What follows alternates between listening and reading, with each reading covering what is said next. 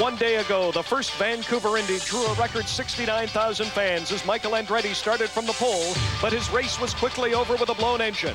Al Unser Jr. would seize the opportunity to win the first Vancouver Indy and celebrate with his wife Shelley. Second time around, Michael has the pole again, but also some early bad luck. He stalls in the pits, narrowly avoiding both his dad Mario and Emerson Fittipaldi. But on course, he's unstoppable, passing Bobby Rahal en route to victory in Michael's Indy title-winning season. Race 3, Michael again, the only driver to start from the pole in Vancouver for 3 years running. And Michael Andretti would run away to victory in the third edition through the streets of Pacific Place. Little Al makes a valiant bid, but would finish second best. Triumph for Michael in Vancouver, yet again, the king of Canadian races. Last year a change. Canada's Scott Goodyear tops qualifying, but Little Al started fifth and quickly moved up, passing Nigel Mansell to challenge. Lap 14, Paul Tracy briefly takes the lead from Goodyear, only to be passed one lap later by Bobby Rahal, who held on despite pressure from behind. That is until a costly late race pit stop, opening the door for Little Al to claim the checkered flag for the second time in Vancouver. Little Al, Rahal, and Johansson edging Goodyear to share the podium. Today, CBC Vancouver, it's a partly cloudy Saturday afternoon. Now, it was sunny and warm yesterday. Heavy rain here last night. They were forecasting rain for this morning in a wet track, but as you can see, it's dry, the track is fast. It should be very, very exciting here this afternoon. Good afternoon, everyone. I'm Brian Williams, along with three-time Indy 500 champion Bobby Unser. Welcome to the 5th Vancouver Indy. Now, the big story here for us is not whether Al Unser's going to win again, it's whether Bobby Unser's going to be able to talk. My three-time Indy champion partner, his wife Grace, is here. She's got the hot tea and the lemon, a little laryngitis. You going to make it through? I'm going to be here through the whole deal, and it won't be as bad as it sounds right now. All right, the man has laryngitis. That's our story, our Unser story. The big story, though, in kart racing in 1994 has been the name Unser, Al Unser dominating. Yes, and you know, he was sick yesterday. Excuse me, Brian. I think this runs in the family. I know it. I feel good, though. Right. But he was sick yesterday, and he didn't get the chance to practice at all, and that was bad. This morning, ironically, they got him out of bed, got into the car, ran just very few laps, went third fastest, which was amazing because the other two Penske cars were down the list quite a bit. So I might have discovered something in Little Al's car in just such a short time. Now, this is an indication they may get all the cars doing a little bit better because we've not expected the Penskes, the way things have been going, to be winning the race right now. Well, Bobby, we're going to take a look at the season standings in just a minute. Before going to those, and there they are right there, Al Unser Jr. leading. You get 20 points for a win, 1 point for the most laps led, 1 point for the pole position, so you can get 22 points a race. So I would say, I guess, 5 racers down through Robbie Gordon with still a chance to win the overall title, although Al appears to have it all but locked up. This is race 13 on a 16-race season. What about Robbie Gordon? He's been fast here. He had the pole in Toronto. His tires disintegrated, but he's been strong here so far. Well, tires really didn't have anything to do with him. It's just one of those things that happens. And then he is fast. He's been fastest of every warm-up session. He's really got control of things, and I think he's going to have a really good chance today. Another thing, he's never won a race. Everybody in that team is trying extra hard just so the first one can happen. Robbie Gordon was the fastest in practice here yesterday. Jacques Villeneuve was strong. Before talking about today's practice, let's review this 94 season. The season began down under at Surfers Paradise, but it was more like monsoon season as rain and wrecks would set the tone for the opener. Paul Tracy made a quick exit. A 2-hour rain delay and darkness shortened the race. The day, however, belonged to the Andrettis, with Michael winning, Mario third. In Arizona, an historic beginning, an all-Canadian front row. Jacques Villeneuve on the left, pole sitter Paul Tracy on the right. Tracy is caught up in a crash between Fabi and Mashusta, followed immediately by Villeneuve's T-boning of Mashusta's car. Amazingly, no serious injuries. Penske's finished 1-2, Fittipaldi and Unser Jr. On the California coast, Tracy again qualifies first, but loses his lead early to Fittipaldi. And later, the West Hill, Ontario driver is done in by transmission difficulties, leaving him well behind. His teammates will battle for the win. Emo giving way to Little Al for Junior's second win in a row. At the Brickyard, Fittipaldi cruising towards an apparent win when he gets careless and kisses the wall, throwing away an easy victory. Unbelievable.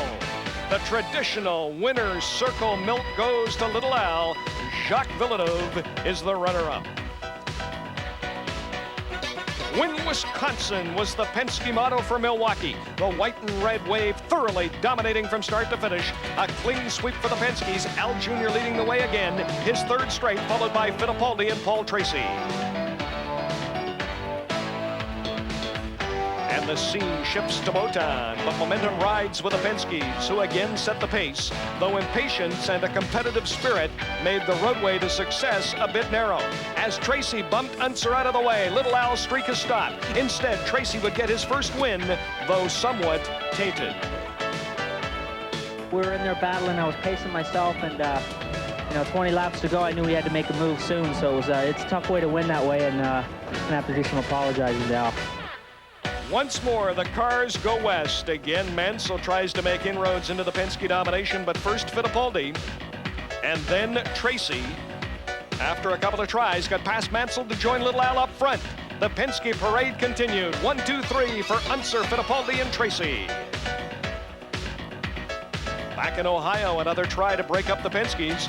As usual, Little Al was in command, then Tracy, but this time, Mansell, winless in '94, would take second place. No doubt who's on top, though.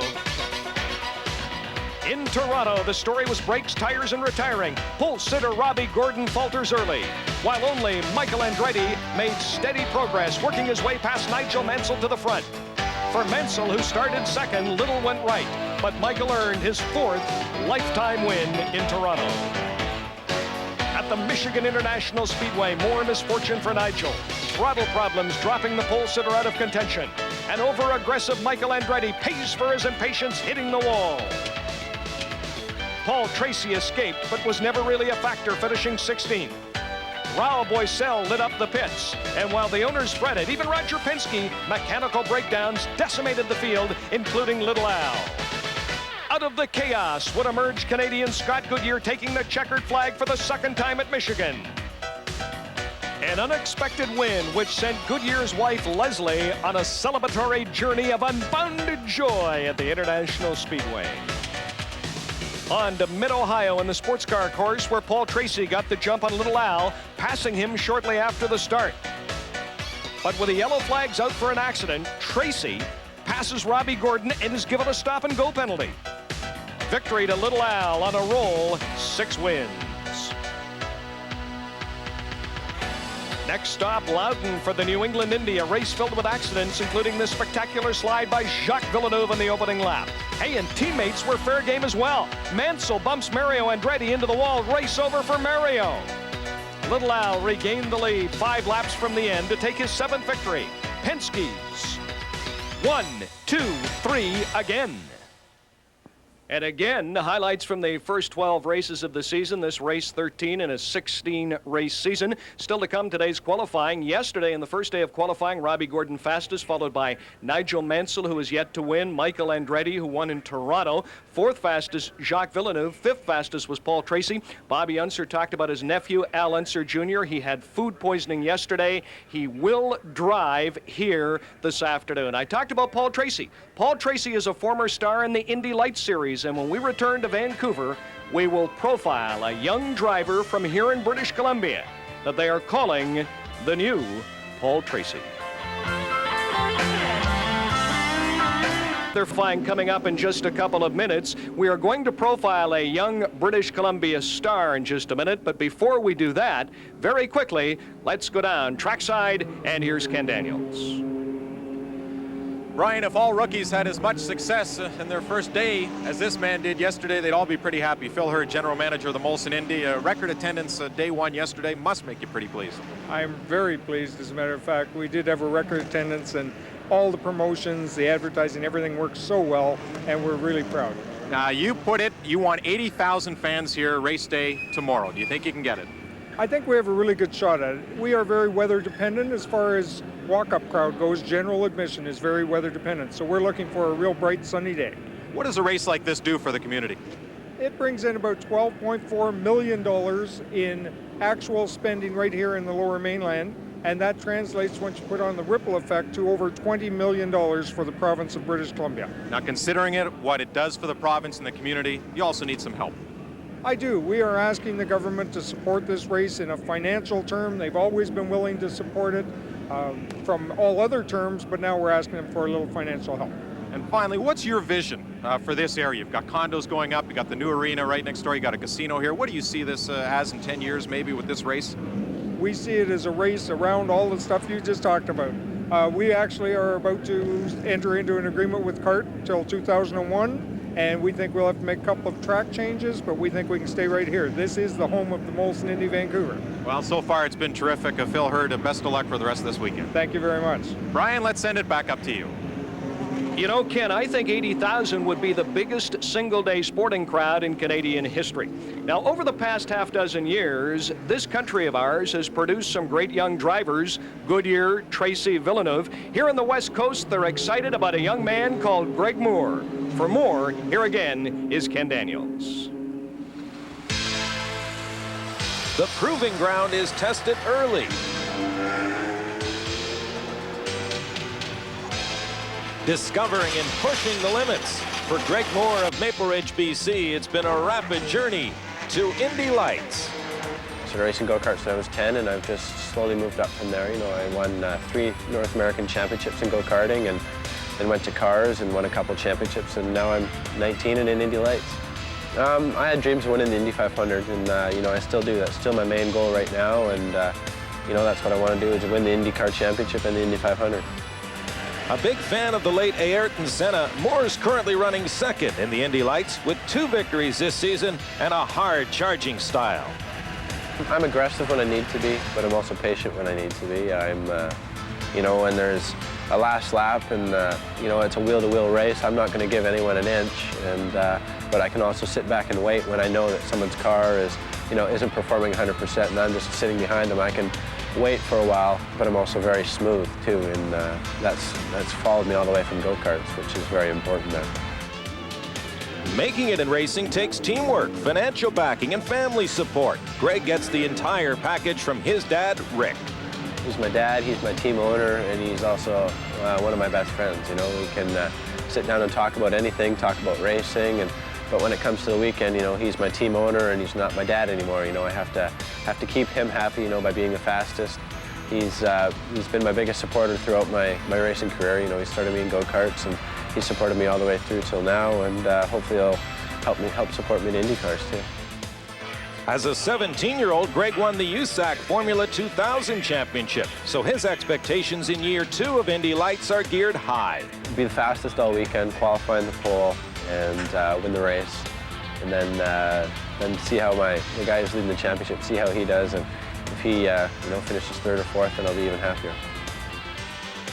The resemblance to Paul Tracy is striking. So is the success rate for Greg Moore, definitely on the road to driving stardom. Interesting to hear Greg Moore talk about his father. Jacques Villeneuve was only 11 when Gilles died. Villeneuve, you say, one of the best to come along in many, many years. You're a fan of Tracy's. What about the young man from here in British Columbia? Well, remember one thing, Brian, he's only 19 years old.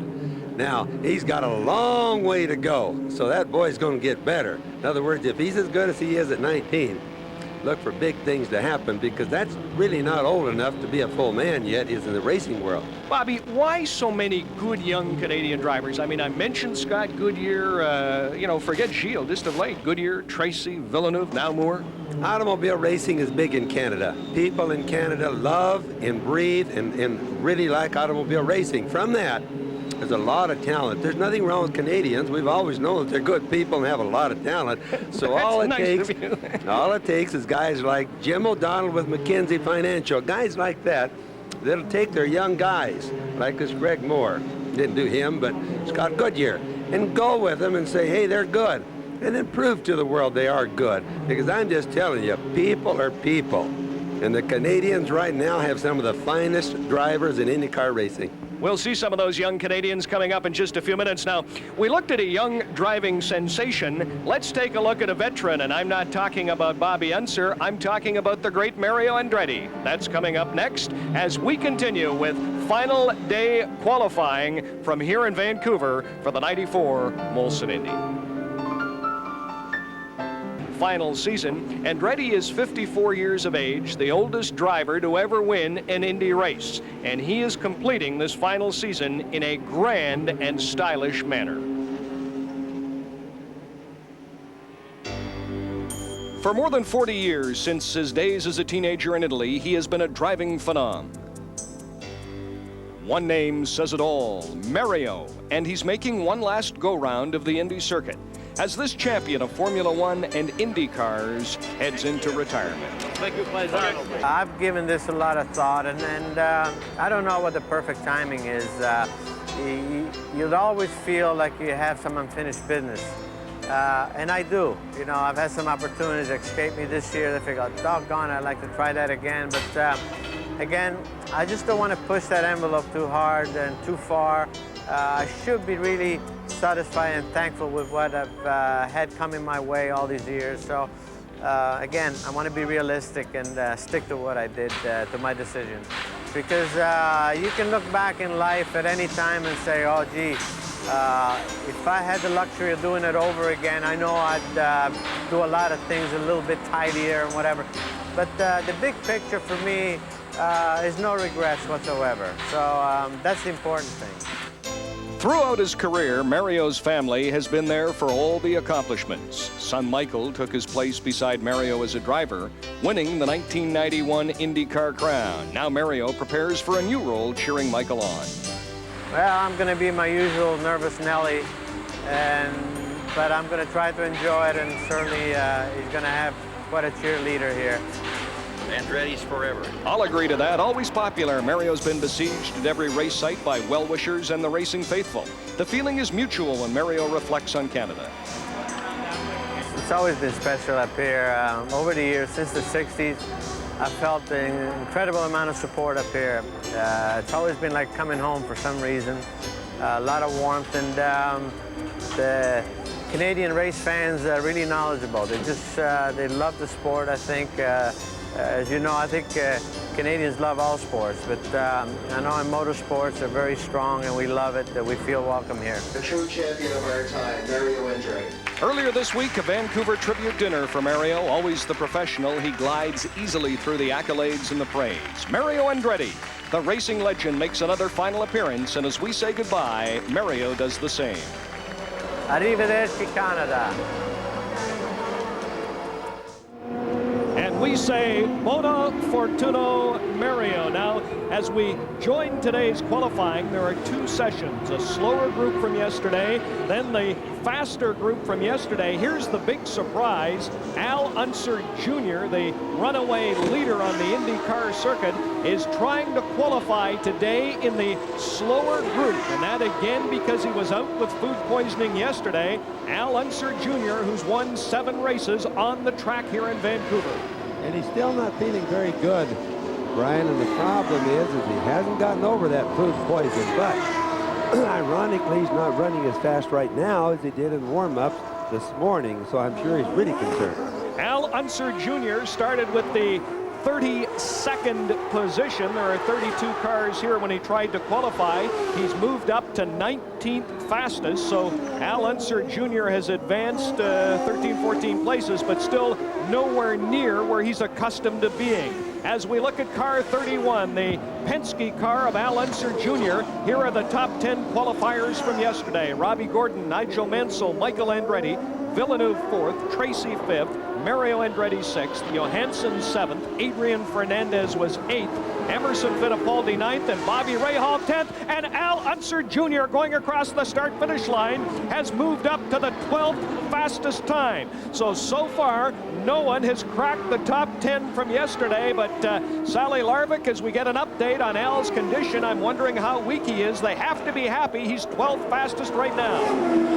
Well, Brian, Brian, they certainly are happy, and they're asking him just to do the best that he possibly can. He came out for qualifying in his car. Now, normally the drivers would walk to the pit area, get in the car, and take off, but they brought him in his car. He's very weak. They gave him 3 liters of IV fluid this morning. He spent most of the time in the medical center besides a little bit of practice. Got in his car, was able to go out, and they said just last as long as you can. He wants to get out from behind the back markers, at least get to the middle of the pack, if not higher, so that tomorrow he can start better. And then after today, he goes back to the hotel and he rests the rest of the day and the evening, and hopefully he'll be better tomorrow. Let's go to Ken Daniels. Well, Sally, further down here in sick bay, I'm in the pit of Scott Goodyear at 102 temperature yesterday, down to 101 this morning. Went to bed last night at 9 o'clock, totally dehydrated. Of course, when you get in the car, you become dehydrated as well. Scott said he's been drinking as much fluid as possible, but you know what? Scott says he feels best when he's in the car. Then he doesn't worry about being sick, but there's a virus going around. Bobby Unser has it. Bobby, you stay away from Brian Williams, okay? Do that. All right, Kenny, he's on the far side of the booth. Al Unser Jr. is back in the booth. We'll see Scott Goodyear later this afternoon. Right now, Goodyear would start in the number 17 position. Of all things remain the same, they of course will not. And again, if you're just joining us, a very, very fast track here today as we look at your nephew, Bobby. And you say many of the drivers were a little surprised this morning at just how fast this track is. That's former Indy 500 champion Ari Lyondike pulling into the pits, but you were telling me many of the drivers are surprised how fast it is today. Well, it's really cool today. You know, it's clouds all over. There's no sun beating on the track. The temperature's cold. Engines like cold temperature. Tires like cold racetracks. And the tires here at the Vancouver race are the softest Goodyear tires that I've ever seen. You're looking at car 15, Derek Walker's car. Mark Smith is the driver, and Mark Smith is having a very good run as he pursues Ross Bentley from here in British Columbia. I tell you what, Mark Smith has the 11th fastest time so far. Of course, his teammate, and there's car 14, Eddie Cheevers, there's Ross Bentley. Mark Smith's teammate, Robbie Gordon, right now sits temporarily at least on the pole. And of course, Robbie helps Mark an awful lot. In other words, you have one car that's got a leader in it, and he helps the other guy, and that's what Mark Smith is deriving from. Now, he's just running a lot better than he normally does, Brian. And there's Raul Boisel. Boisel, another driver unaccustomed to trying to qualify in the slower group. Now, Boisel, when he came out, was about 12th or 13th fastest today. Bobby, he slipped down to 20th position. And I don't understand that. That's a good car, good team, and he's been fast all year. I've been around that car the last 2 days kind of watching him, and I have just not seen why he's having these kind of problems. He's definitely too slow. Raul Boisel, 36 years of age, born in Brazil, lives in both Brazil and Miami. As we look at Boisel, his best Indy finish was second. He's been second 4 times, 92 in Detroit, 93 in Phoenix, Long Beach, and Milwaukee. His best finish so far in 1994, 4th at Long Beach and New England. Now, we must point out we are missing a camera in the hairpin turn. The rain and water here last night short-circuiting some of our equipment, so that is why we temporarily cut away at the end of that long Pacific straightaway. Now Raul Boisel will come down into the pits area, the start-finish area. There's Eddie Cheevers. Eddie Cheever driving for A.J. Foyt. And let's go back to practice in Toronto, Bobby Unser, and a young man you know well involved in this horrific crash. Watch this. There he comes there. There it is right there, and he just hit the wall so hard. The tug squeezed in so hard on Brian Herter right there that it broke his pelvis, broke his leg. Look at the right side of that car. And you can see as the whole car twists and wiggles when he hits it last time, of which I didn't do any harm. But it shows you how bad it hit the first time. Just an awesome bad wreck, and he's still recovering. It's going to be that way a long time. Well, here's car 14, Brian Herta, now home in Indianapolis. Not home in Indianapolis, but in Indianapolis receiving medical treatment. So car 14 today, that's A.J. Foyt's car, the Lola with a Ford Cosworth engine, driven by Eddie Cheever, a former Formula One driver. born in the States but raised in Italy. Cheever, one of many drivers still looking for a ride next year. We'll talk about driver changes as we're on the air with the race tomorrow. Down through the start-finish area comes A.J. Foyt's car 14, driven by Eddie Cheever, and right now Cheever with the 13th fastest time. Al Unser Jr. is the 12th fastest, and the fastest of the group out there today is Mark Smith, car 15, 11th fastest. Sally Larvick? Well, you mentioned that Raul Boisel is not used to being in the slow group, and that's true, but he's been having a problem with the tires this morning. You mentioned, Bobby, that it was the softest compound that they've ever used here on the track. And Dick Simon, who is the team owner, Dick, you've been having trouble really setting up the car to the tires in the track. Well, I wouldn't totally blame the tires, Sally. It's a situation where we've got a few other things off as well. The tires just complicated a little better. They're a softer compound. They are better, I'm sure, for traction if we get the car properly balanced. Getting the car properly balanced is what we're having difficulty doing. And therefore, we pick up rubber on the front tires, and we don't have any rubber on the rear tires. And then all of a sudden, we've got the opposite effect because we've gone too far on the change. Hopefully, we'll get it. We know that you brought him in now. Have you got the car balanced? When he goes out now, is he going to be able to do better, do you think? Yes, that was the best feeling that he had in the car, that last change. So we just gave him one turn of front wing, and we're going to see if this will do it. Okay, and they've got their fingers crossed, Brian.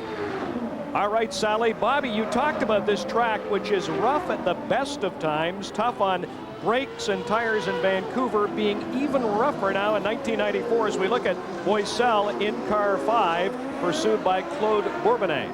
Yes, well, the track for some reason or another, especially on the long straightaway, seems to be a little bit rougher than it's been in the years past. All the drivers have been complaining about it. I hope everybody will watch as they look at some of our beautiful camera shots and see how the cars bounce on it. I think what you'll find is by next year they'll smooth out some of these really bad places. Too many complaints on that. That's Canadian Claude Bourbonnais driving for Forsyth Green. His teammate is Jacques Villeneuve with the 4th fastest time yesterday. Still to come, the fastest cars from yesterday as final qualifying in Vancouver will continue right after this. Back in Vancouver with the qualifying for the slower group of cars. Still to come, the fastest qualifiers, and the big story today, Al Unser Jr. in this slow group as he was out yesterday with food poisoning. Al Unser Jr. is up to the 12th fastest time, but the top 10 from yesterday, as we look at car 10, Mike Graff driving for Bobby Rahal, Hogan, Mike Graff coming down through the start-finish line. Bobby, the story is none of these cars in the first group have been able to crack the top 10 from yesterday, including either Raul Boisel or Al Unser Jr. Yeah, that's two guys that we really expected to be able to do it. Yesterday's group was fast. The track was fast yesterday, but ironically, it should be faster today because it's cooler and the clouds. It's just a good racetrack right now. Mike Graff driving for Rahal Hogan with a Lola Honda engine, and now there is Al Unser Jr. We have our camera back at the end of Pacific Boulevard. Let's have a whole lap with Al Unser Jr. Right now, the 12th fastest time. Al Unser Jr. comes into this race 13 in the 16 race season with 7 victories, 32 years of age, born in Albuquerque, New Mexico. He has 26 career wins. His victories so far in Long Beach this year, the Indianapolis 500, Milwaukee, Portland, Cleveland, Mid-Ohio, and the last race in New England. He is moving and moving well, but there's that bouncing you talked about, Bobby Unser, with this rough track, and off the course is car 50. Car 50 is Frank Frion, a young French driver who is driving here in Vancouver for the first time. Frank Frion in car 50, replacing Jeff Wood. Al Unser Jr. has just gone up to the 8th fastest time. And of course, the whole thing that little Al is trying to accomplish right now, he knows that he can't get back the time that he lost, but he needs to be up near the front because there's Frion going around. You can see he didn't kill his engine as he slid off the track and didn't hit anything, which is nice. But little Al, who has slowed down right now, going to go in for obviously some more changes. Going to maybe try to go back out again. But what he needs to do is be up 8th place, 10th place, a little bit closer. Then he still has a chance of winning the race tomorrow, which really is what it's all about. And he's got a lot to overcome without practice. So Al Unser Jr. qualifying for the first time here with a slower group is now the 8th fastest, pushing Adrian Fernandez down to 9th, Emerson Fittipaldi to 10th, Ray Hall out of the top 10. Still to come, of course, Fernandez, Fittipaldi, Ray Hall, Gordon, Mansell, the Andretti's, Villeneuve, and Tracy in the faster group. Right now, let's go down to Sally in the pits. All right, I'm here with Robbie Gordon. It's Ken Daniels in the pits with Robbie. Robbie, a practice session for you this morning and a lot of changes afterwards. Anything you can tell us about? Well, we were scrambling around a little bit in the morning warm-up. We knew we had a pretty quick car, so we took about a half hour and tried some different setups on the Valvoline car. But we went back to our original setup with a little bit stiffer front spring, and I don't know if the track's faster or not today. It's gonna be hard to tell. Just gonna have to tell when we're out there. And you go faster today? Well, we were about 0.6 of a second off of what we did yesterday this morning, and it's definitely going to be very difficult to go quicker. But we're going to put new tires on and see if we can get a little more out of the car. Okay, Robbie, good luck. Thanks. Robbie Gordon, let's go up now to Brian. All right, Ken Daniels. Gee, I thought Sally's voice had changed there for a minute. Here's Raul Boisel. So Robbie Gordon, Bobby Unser, who had the pole position in Toronto, would like to make it 2 for 2 on the pole in Canada in 1994. Well, yes. Another thing I wanted to mention that does slow racetracks down. You look at the track right there, you see Boisel going around. All the rubber on those tracks are not made by Indy cars. They're made by other classes of cars. Here in Vancouver this weekend, there are many cars running, a lot of different classes and types. Every time they lay rubber down, sometimes the rubber doesn't match up with IndyCar rubber. And I hope this isn't confusing, but in some cases, the rubber that's laid down by the other cars tends to make it more slippery for example, the Indy cars. As we look at Raul Boisel, the big story has been Al Unser Jr. Boisel is only 20th fastest. Robbie Gordon with the fastest time from yesterday, followed by Mansell, Andretti, Villeneuve, Tracy, Mario Andretti, Johansson, and there's Al Unser Jr., the big story today, with the 8th fastest time so far. And down through the start-finish area comes Al Unser Jr. Al Unser does not move up with that lap, so he is still 8th fastest. But Bobby, I'm amazed at how weak he was this morning. You talked with him, you saw him, you said he could hardly get out of the car. He was so weak. Right, and what they did is go back and plug the needles into him and put a lot of liquid, a lot of sugar into his blood. They did this all night last night, still trying to get him to have a little bit of sleep. But it's very difficult to do. He's probably doing a harder job right now than he did when he ran Indianapolis, for example. Al Unser Jr. with 7 victories leads the point standings. He has had 4 pole positions so far this season. Nigel Mansell has 3, Tracy has 2, Boisel, Fittipaldi, and Gordon with 1 each. Now, down through the start-finish area comes Al Unser Jr. So far, the 8th fastest time. He moves up 1 position. He is now 7th fastest. He has just moved ahead of Stefan Johansson. Johansson will be out with a faster group. About 1 minute left in this session. The first of 2 today. The slower group. Al Unser Jr. will have 1 more shot at moving up. And you can see right then as he went into the turn, he locked his front brakes up. What does that tell us? And he's trying harder and harder and harder, and he just gave her the last good shot. He knows he's on his last lap right now. So as it stands right now, Al Jr. with the 7th fastest time. Coming out next will be Robbie Gordon, who's fastest, followed by Mansell, Michael Andretti, Villeneuve, Tracy, and Mario Andretti. Those are the cars in front of this man, Al Unser Jr. He locked his wheels. I'm not sure this is going to be fast enough. We'll see it, Bobby, as he comes across the start-finish area. Al Unser Jr. and he does not move up. So Al Unser Jr.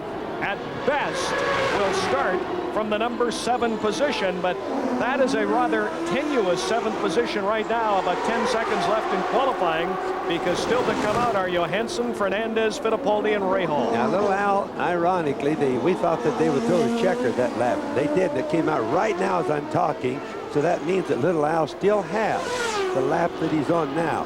Now, I'm not saying he's going to go faster. I'm saying he still has the chance to do it. Here's car 14. A.J. Foyt's car, Brian Herta in that bad wreck in Toronto. Eddie Cheever takes it across the start-finish line.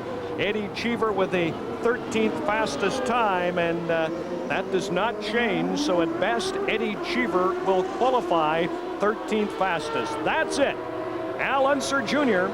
and the slow group. And Al Unser Jr. has just moved up to the 4th fastest time. Bobby Unser, you were absolutely right. He got a break in missing that checkered flag by second. Well, you know, we knew there was only 1 minute left, but we don't know when the second hand is going to fall. And he got by before the checkered flag came out, so that meant that he had legally 1 more lap to go, and Lord only knows he was trying hard. I tell you what, even with laryngitis, the old computer upstairs is working with Bobby Unser.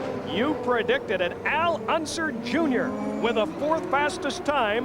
Now only ahead of him are Robbie Gordon, Nigel Mansell, and Michael Andretti. They'll be on the track when we return to Vancouver. Bobby, a quick word? Yes, I just want everybody to know that on this next group, the track is going to be fast for them also. You're really going to see some speed, so stay tuned. All right, have a cup of tea, protect that voice. We'll return to the 1994 Molson Indy Vancouver on CBC right after this. We're back in Vancouver for the final qualifying session for tomorrow's Molson Indy Vancouver. The fastest group of cars, there's Michael Andretti, followed by Adrian Fernandez. The fastest group of cars, there's Robbie Gordon, the pole sitter from yesterday, are now on the race course. It is a 30-minute session. Mario Andretti goes by. You will see the entire session. Robbie Gordon right now sits on the pole. Nigel Mansell is second fastest, followed by Michael Andretti.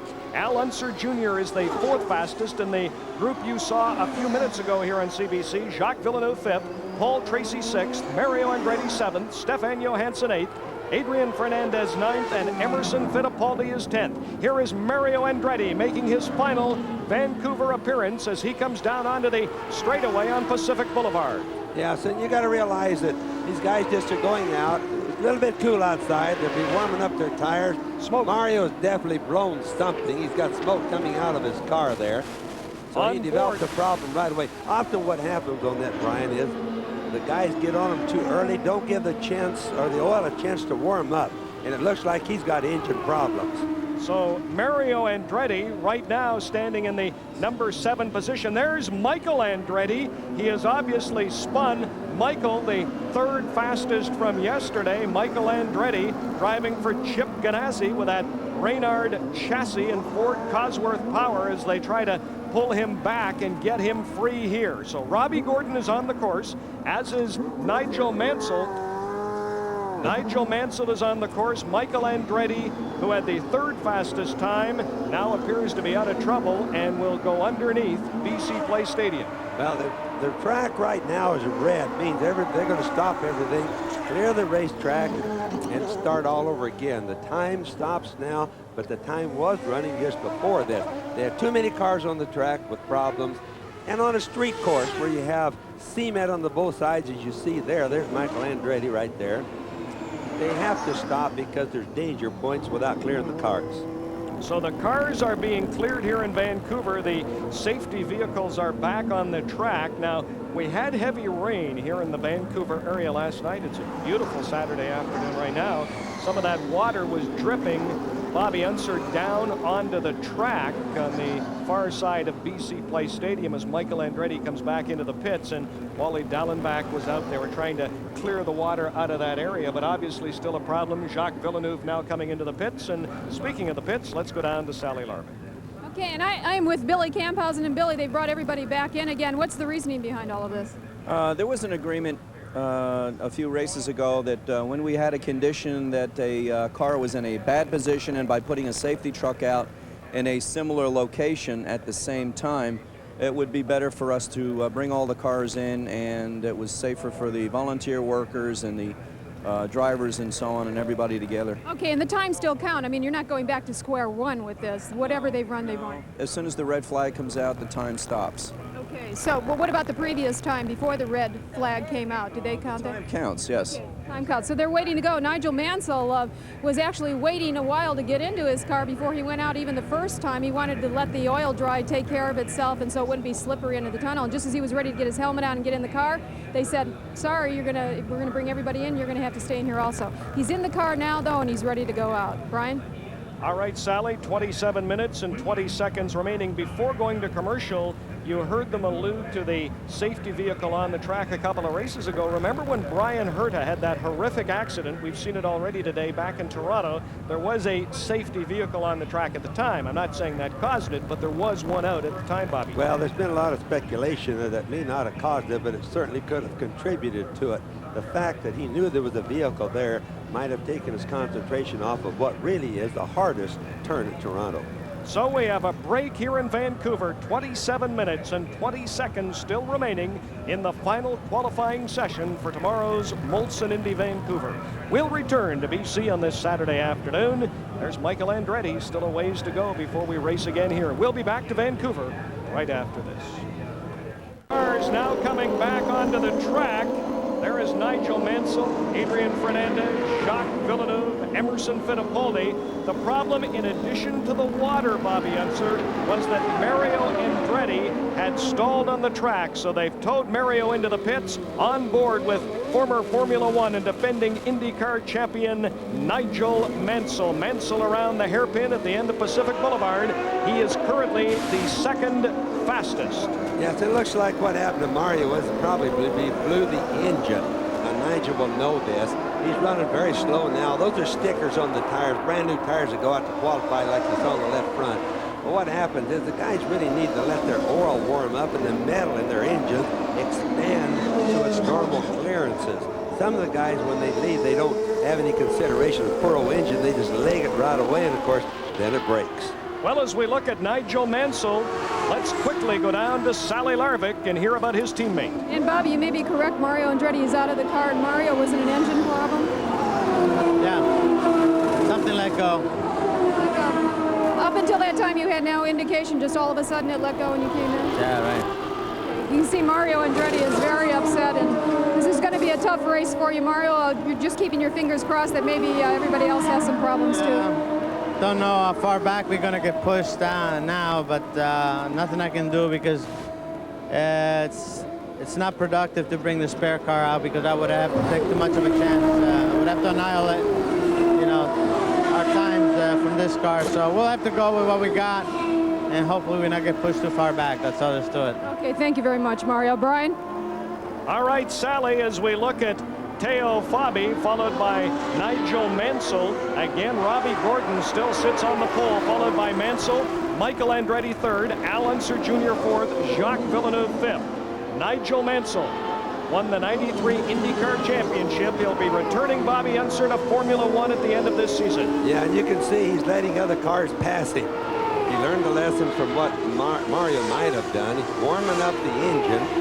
Now, he's the guy that's could and may give Robbie Gordon a real go at it today. Nigel's a guy that's very fast, and you can never, ever, ever count him anything less than the pole. As Mansell comes across the start-finish area here, he's followed by another former Formula One driver, Mauricio Gugelmin, driving for Chip Ganassi.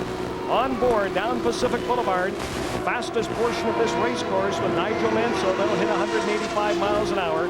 Then that right-hand sharp hairpin turn, then a little left-right combination, then underneath BC Place Stadium. Well, they have a little chicane right here just before they go into BC Stadium. Now they have the first chicane under the tunnel where it gets very dark. We often think it's kind of dangerous through there because the guys go from the bright sunlight to the darkness right away. And here's Paul Tracy. Tracy currently the sixth fastest. He was fifth fastest yesterday until Al Unser Jr. were on board with Adrian Fernandez until Al Unser Jr. went faster this morning. Adrian Fernandez is a great story as we go back to Paul Tracy. Tracy with a win this year in Detroit, the 1990 Indy Lights champion. Now they're in the BC Place. You can see how it changes from light to dark right there. There's Paul Tracy. Look how close he's coming to the corner. That's the last chicane.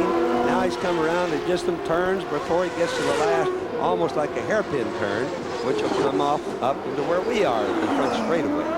And Paul Tracy into the start-finish front straightaway.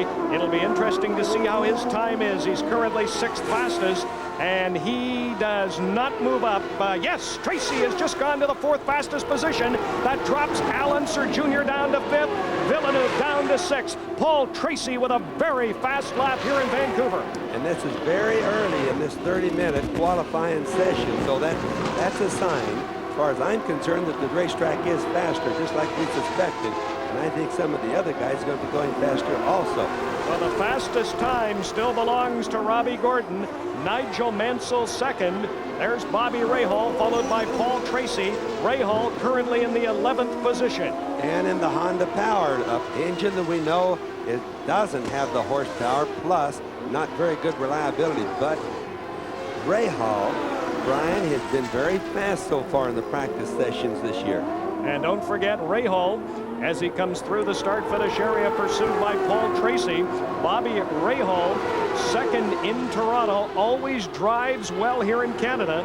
That second-place finish in Toronto back in July, his best of the season. Rahal hasn't had a lot of engine this year, not a lot of horsepower. So what they've done is they've worked on the chassis an awful lot. They probably have the best handling Lola chassis. Right there's Bobby Rahal. They probably have the best handling Lola chassis that there is. They just haven't had the horsepower to go with it. And they've just announced recently that they're going to be leaving Honda and going with probably Ilmore next year. Bobby, as we look at Bobby Rahal, Robbie Gordon still has the fastest time, but that's from yesterday. Ken Daniels, what's the story today? Well, Robbie Gordon, Brian, has lots of problems today. I'm here with Derek Walker, who's going to update us. Derek, the problems right now with the hose? We've got a turbocharger line that's got a hose end. It's leaking a little bit, and we just don't want to take a chance on it catching fire. So we got to move the hose end and try and fix it. So it's all hot, so it's kind of hard to get at. He's going to get back out there, though? I think so, yeah. But, you know, it's not something we can do anything about. We just got to fix it, you know. Okay, thank you, Derek. Brian? All right, Kenny, Derek Walker, Robbie Gordon still with the fastest time. There's the second fastest car so far, the car number 1, the defending series champion, Nigel Mansell. Michael Andretti, 3rd fastest. Paul Tracy is now 4th, followed by Al Unser Jr., 5th. Jacques Villeneuve is 6th. Across the start-finish line on the Pacific with Nigel Mansell. Mario Andretti is 7th. Johansson is 8th. Bobby has just gone up to 9th, and Fernandez is 10th. We should tell you Scott Goodyear is only 18th. Bobby? Yes, so let's remember that Robbie Gordon is sitting in the pits, can't move right now for mechanical problems, but he still has almost a half a second on Mansell. Now on a track and it's competitive like this, and as competitive as these cars are, half a second is still a bunch. So Nigel could go into first place, but he's really going to have to work on this one. As we look at Nigel Mansell, he's going back to Formula One. Mario Andretti is retiring. What happens next year at Newman Haas? Bobby Unser, Michael Andretti, you say is a done deal. Who's the second driver? Will it be Paul Tracy? Well, we think it'll be Paul Tracy. At the 15th of October, Penske has to say he's going to continue on with the contract or he's going to release him. If he releases him, Carl Haas has already told me personally that he wants Tracy. He realizes he's wrecked a lot of cars, but he knows that he is an awfully fast race driver, and that's what Carl has to have for a team like that. He's really kind of like Roger Penske's team. They have to have the very best. Hey, here's a fella that's done surprisingly well. This is car 7, Adrian Fernandez from Mexico City, driving for Gallus Racing in a Reynard chassis with an Ilmore V8 engine. And there's Paul Tracy. Paul Tracy has obviously hit the wall. Tracy getting out of his car. He's all right, but this is what I was just talking about when you talk about race drivers and team owners and etc. Carl Haas, I just got to tell you, realizes that Paul's going to wreck a few cars. Roger Penske thinks he's wrecked too many cars very often. And this is the one thing that seems to go against Tracy. We all know that he's fast. He's probably as fast a race driver as we have. Unfortunately, he just wrecks too many cars. I tell you what, Paul Tracy is not going to want to go back to the pits and talk with Roger Penske right now. Tracy, as he looks at the front left part of the car, has the 4th fastest time behind Gordon, who's not out yet, Mansell and Michael Andretti. His teammate Al Unser Jr. is 5th. The other Penske driver, Emerson Fittipaldi, is way down in 12th position. So Paul Tracy continues to have problems and wreck cars for Roger Penske. Now they left Paul's car today. I was down talking to Roger Penske this morning. They left his car similar to what it was yesterday, whereas they're taking Emerson's car and trying to find new setups on that. Now, Emerson still could be picking up a bunch today because he was looking for, when I say a setup, I'm talking about a complete different handling package. So it'll be interesting to see whether Emerson can get up approximately where Paul is or even above right now, Brian. So Tracy is in trouble here in Vancouver. 18 minutes and 16 seconds remaining in this qualifying session. The red flag is out. They've stopped everything. The cars are back in the pits. They'll remove car 3, the Penske Ilmore of Paul Tracy, and we should be qualifying again. Bobby, a quick word? Yes, it may not. The car isn't wrecked nearly as bad as it might look to people on television. They might just repair that car. If I were them, I'd go back and try to do that because he's already setting up in 4th place. That really isn't all that bad. All right, stay with us. There's Roger Penske. Donna. You know he is not a happy man. And there's one of his partners, Jim Williams, standing right alongside of him. Jim's got the biggest frown. Stay with us. We'll return to Vancouver and final qualifying for tomorrow's 1994 Molson Indy Vancouver. Andretti on the track with Bobby Unser, Sally Larvick, and Ken Daniels. I'm Brian Williams. Welcome back to Vancouver. 18 minutes to go in qualifying. Currently, Michael Andretti with the 3rd fastest time behind Robbie Gordon and Nigel Mansell. Andretti, a winner in Toronto, and of course is a 2-time winner here in Vancouver. He also, Bobby Unser, has 3 consecutive pole positions in this event. Yes, and you know, here's a guy, though, that started out with such a terrible team driving for Chip Ganassi, the target car, right there on the screen, until along comes a guy by the name of Mo Nunn. The guy that they fired and ran off from that team. They had to get humble, get him back, and ever since Mo has been back, Michael has been literally flying. So it shows you the engineers are important. And down across the start-finish area on the pit side of the wall, Michael Andretti coming back into the pit. So right now it's Robbie Gordon on the pole, followed by Nigel Mansell. There is Jacques Villeneuve. Michael Andretti is 3rd. Paul Tracy is 4th. Stefan Johansson is 5th. Al Unser Jr. is 6th. This driver, Jacques Villeneuve, is 7th. Mario Andretti is 8th. Teo Fabi is 10th. Adrian Fernandez is in the number 11 position. Scott Goodyear is 18th. Claude Bourbonnais is 24th. And BC driver Ross Bentley is 30th. Jacques Villeneuve, currently 7th, has dropped down. Villeneuve was 4th after qualifying yesterday.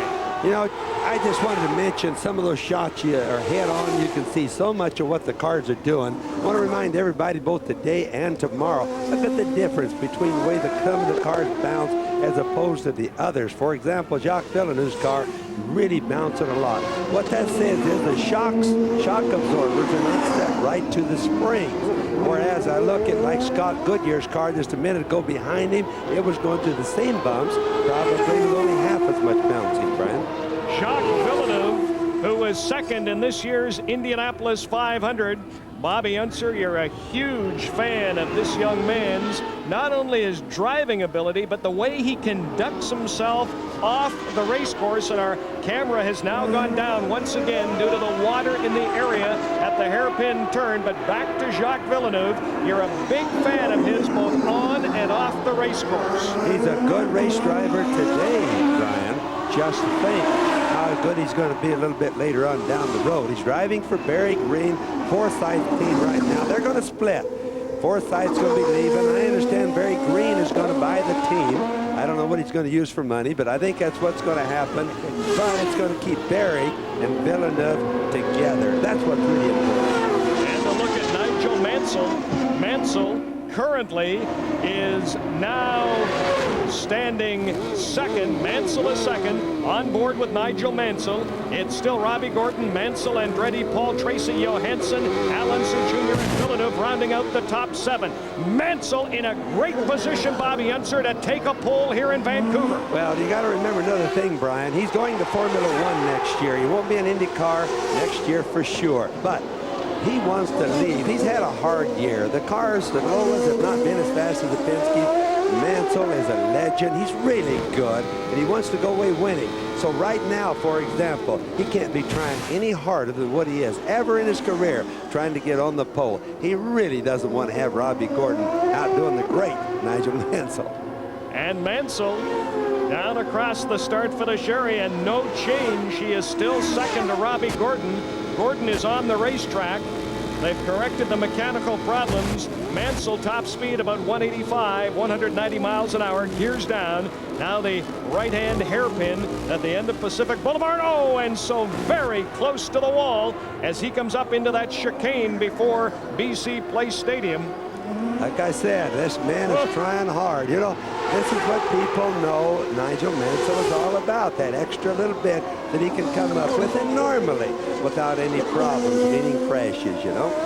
Bobby Rahal has just moved up to 13th. Bobby Rahal was second in Toronto. Fittipaldi has moved up to 9th. So now Roger Penske has 3 cars in the top 10. Paul Tracy is 4th. Al Unser Jr. is 6th.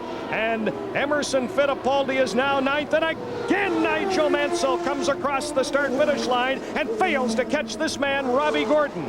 Gordon, the young Californian, on the race course with a pole position time that was set yesterday afternoon. Boy, did you see how when he came out of that last chicane there, he got completely sideways? Robbie is not resting on his laurels, meaning setting on the pole. He wants to go faster. I think down deep he probably figures Mansell has a good chance of beating him, so he's not quit by any means.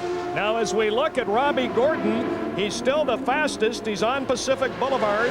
Robbie Gordon, though, is relying on the time set yesterday. Bobby Unser, we can see the partly cloudy conditions and the mountains in the background. We all thought, as we looked at Gordon, and the drivers all thought, that this course was faster today. But so far, Gordon's time from yesterday is holding up. Well, sometimes the fastest guy doesn't change necessarily, but if we've watched the screen, or which we have, most of the other cars have gone faster today, so we can look at Robbie Gordon come out of that turn sideways again, the rear end just jumps right out. The boys really trying hard. Now all morning they've been trying what they call the third spring in the back of the car and the third spring in the front of the car. So a lot of his practice time today has been devoted to trying to make the car go faster with new concepts. Robbie Gordon still on the pole, but still with yesterday's time. Michael Andretti has just gone into second place ahead of Nigel Mansell. So now it's Robbie Gordon, Michael Andretti, Nigel Mansell, Paul Tracy, Johansson, Al Unser Jr., Villeneuve is 7th, Mario Andretti 8th, Fittipaldi is 9th, Adrian Fernandez is 10th. On board with Michael Andretti, who has just moved ahead of Nigel Mansell. And you can betcha that's all caused, or not all of it, but a great portion of it, by the great engineer, Mo Nunn.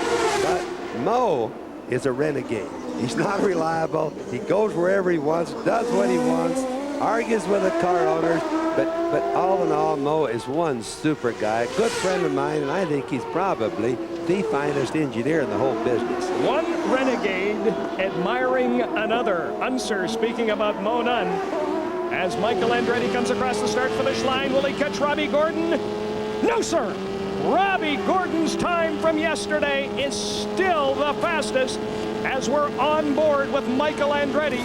Andretti is currently second, followed by Nigel Mansell and Paul Tracy. There's Stefan Johansson. Stefan Johansson is now, let's see, Johansson is running 5th, and this is quite a story as he goes after Bobby Rahal. Yes, and let's remember, Stefan Johansson, this car right here that we're on board with, does not have springs on the car. No springs holding this car up. It's air hydraulic shock absorbers. Theoretically, we know this is a rough track. Theoretically, they work better when it's rough. Stefan should be able to keep the tires on the ground a little bit more than the other guys. There's Bobby Rahal. That's the Honda engine. Remember, the Honda engine will be gone out of that car next year. Rahal will probably be using an Elmore engine. If not, it'll be the Ford Cosworth engine. But for sure, he's decided the Honda, look at him lock his brakes up going in. For sure, he's decided that the Honda just doesn't make enough power, plus no reliability all year. Bobby Rahal is still only 13th. He was second in Toronto and does not move up as he pursues Jacques Villeneuve. Bobby Rahal on Pacific Boulevard. Rahal Hogan, followed by Gugelmin, the former Formula One driver. There's Teo Fabi in the yellow car. There's Robbie Gordon still on the pole, but with a time turned in here Friday afternoon. So Robbie Gordon, there's Teo Fabi. Gordon comes around behind. And Gordon's going to the pits. Teo Fabi passed him. He let him go by. That means he's going to come in the pits. It doesn't really mean that Teo's faster, but Teo has been doing good. Now there's another guy that's leaving next year. He won't be with the Pennzoil car, with the Hall car. Bobby, let me interrupt you for just a minute. Teo Fabi has just turned in the 5th fastest time. Teo Fabi is now 5th. That'll make Jim Hall a lot happier, I promise you. I started to say he's leaving that team next year. Where he's going, I really don't know. But he did say today that he will be an IndyCar next year. We were kind of thinking that he would be going off to some other form of racing somewhere, because he's been a little bit disappointed in the way the Hall car's gone this year. But he's going to be back next year. At least that's what he promised. So right now it's still Robbie Gordon. Michael Andretti you're looking at is second. Mansell is third. Paul Tracy is still fourth, and Teo Fabi is standing in the number 5 position. Final qualifying, just a few minutes to go. Locking the brakes is Michael Andretti. Michael Andretti with a win in Toronto comes across the start-finish line. Will he catch Robbie Gordon? No.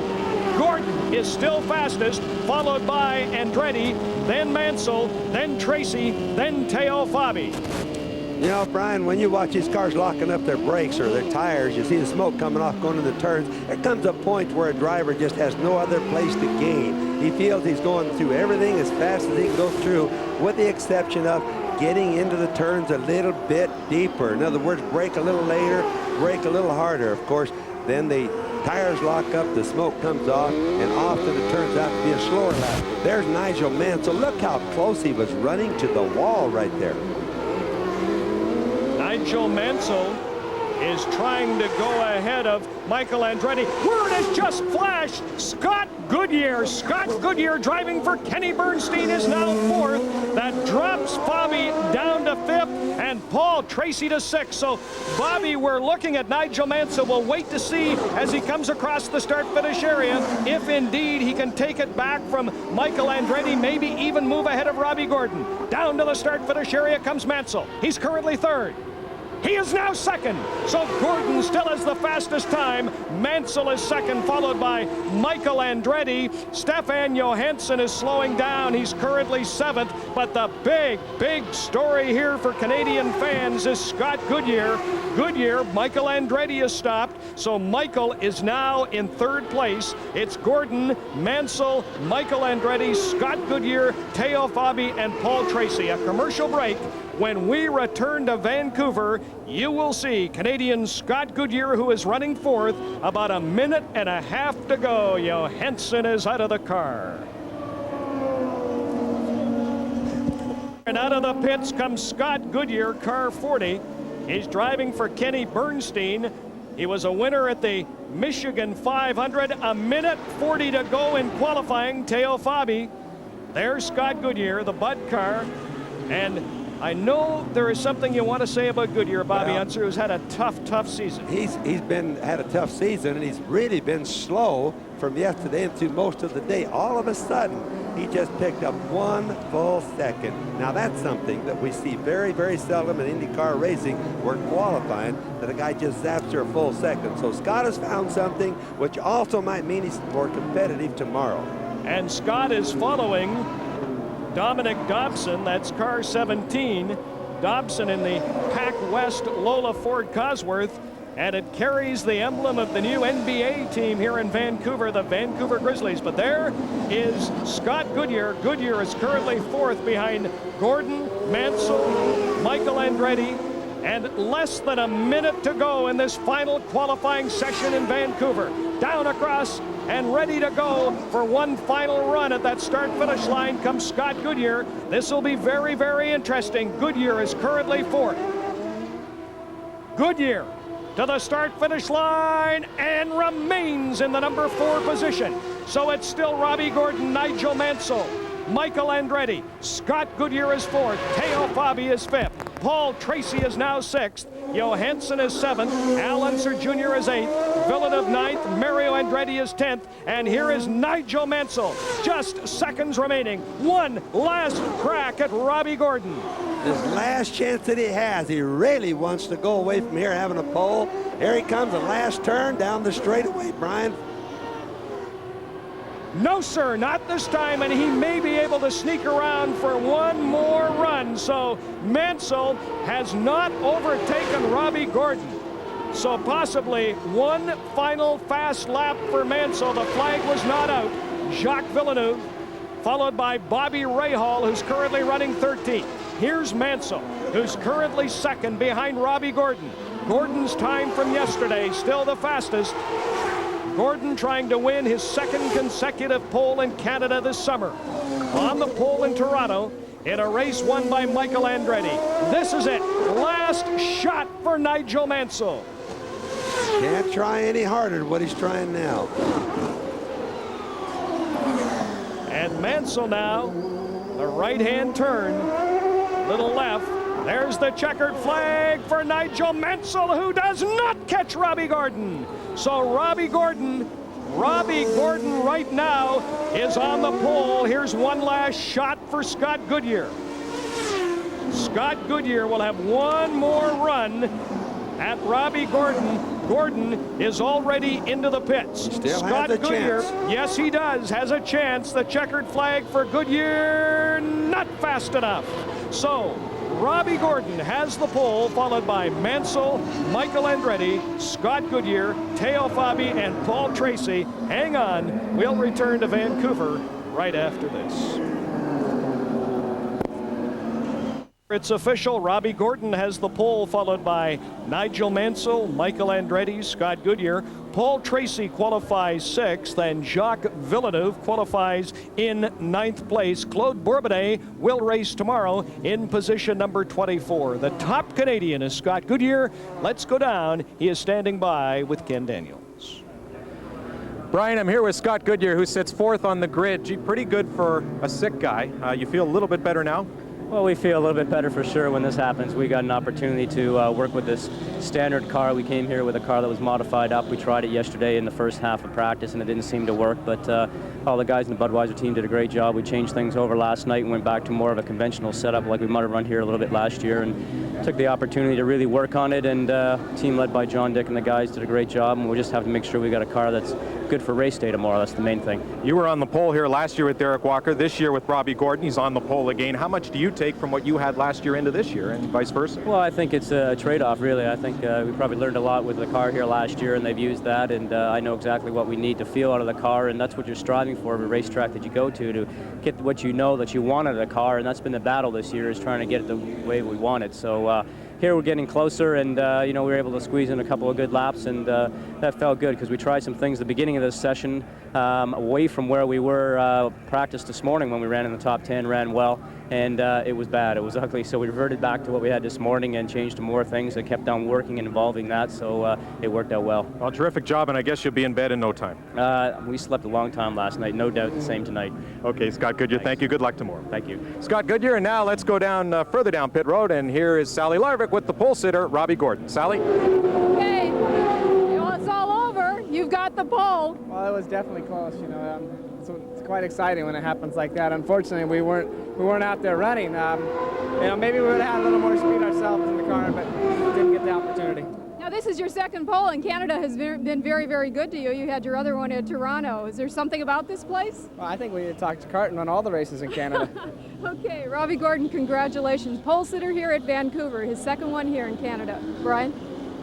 Thank you, Sally. We'll hear from Bobby Unser. Final thoughts in just a minute. The laryngitis is holding up, but right now let's preview tonight's CFL game as we...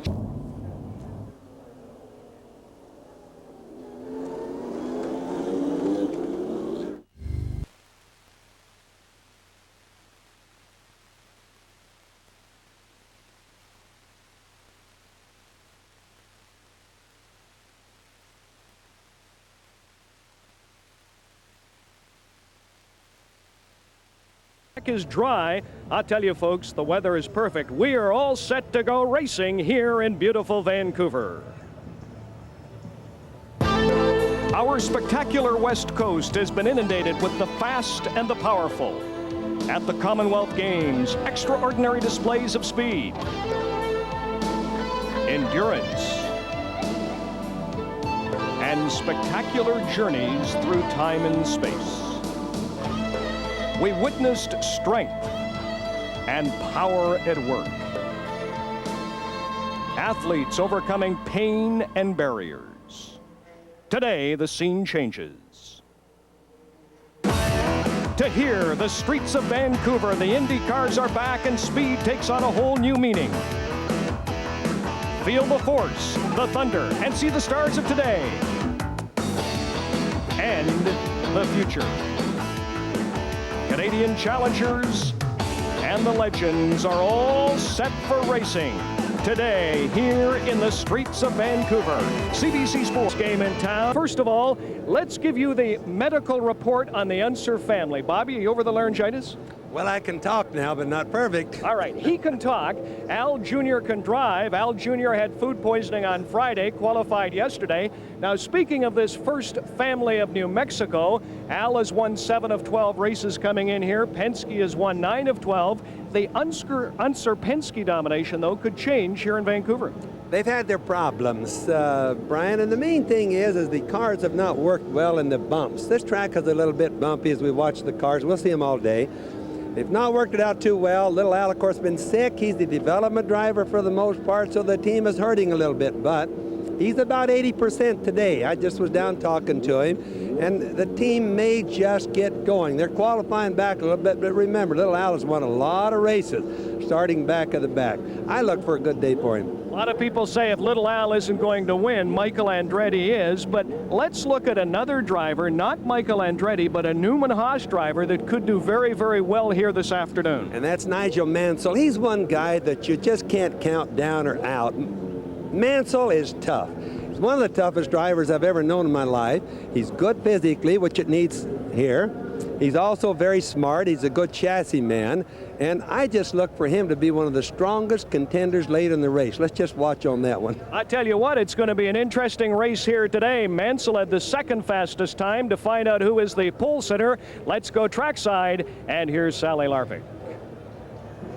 Thank you very much, Brian. You know, when Robbie Gordon captured his second career pole here yesterday, it wasn't easy. After his third gear broke, he had to stand in the pits and wait for 5 minutes during qualifying, hoping that nobody would surpass his time. Well, nobody did. He sits on the pole, but today is another day. You had warm-up practice this morning for half an hour, got the kinks out of the car. Anything that you're worried about? No, you know, the gearbox was shifting just fine, and we ran on full tanks. I think the Valvoline car is pretty fast today. You know, it felt very comfortable. You know, this is like deja vu for you. You sit on the pole and Nigel Mansell sits next to you, just like he did at Toronto. Is there anything that you learned from sitting on the pole at Toronto that you can use today? Well, unfortunately, the pole at Toronto didn't help very much. We ended up getting a flat tire about 15 laps into the race. But, you know, we've been working with the tires a bit. We did a couple tests last month, and I think we've got a real good setup on the car that it'll be nice to tires, and hopefully we'll be able to hold these guys off all day. And I understand that this is a tough course to pass on, so being up front really helps a lot. Well, I definitely think it's an advantage to be up front. We're just going to see what we can do with the Valvoline car and hopefully keep Nigel and Michael behind us. Okay, Robbie Gordon, he's looking for his first win of his career, and he's also doing it for Walker Racing. They haven't had a win for 35 races. That was 2 years ago, and that was Canadian Scott Goodyear at Michigan. Let's go up to the booth now and Brian. All right, Sally, speaking of Robbie Gordon, Bobby Unser just said to me, he says the first turn is going to be the most exciting of the day. They're going to be all over Robbie Gordon. Stay with us, lots more to come. When we return live to Vancouver, we will review this 1994 season. Coming in here, they've been 1, 2, 3, 4 different times. Let's review. On the left, pole sitter Paul Tracy on the right.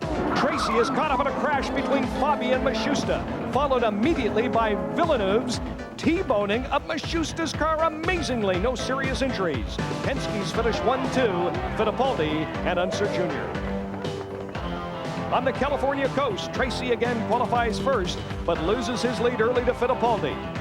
And later, the West Hill, Ontario driver is done in by transmission difficulties, leaving him well behind. His teammates will battle for the win.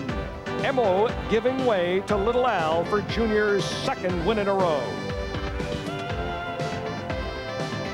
At the Brickyard, Fittipaldi cruising towards an apparent win when he gets careless and kisses the wall, throwing away an easy victory. Unbelievable.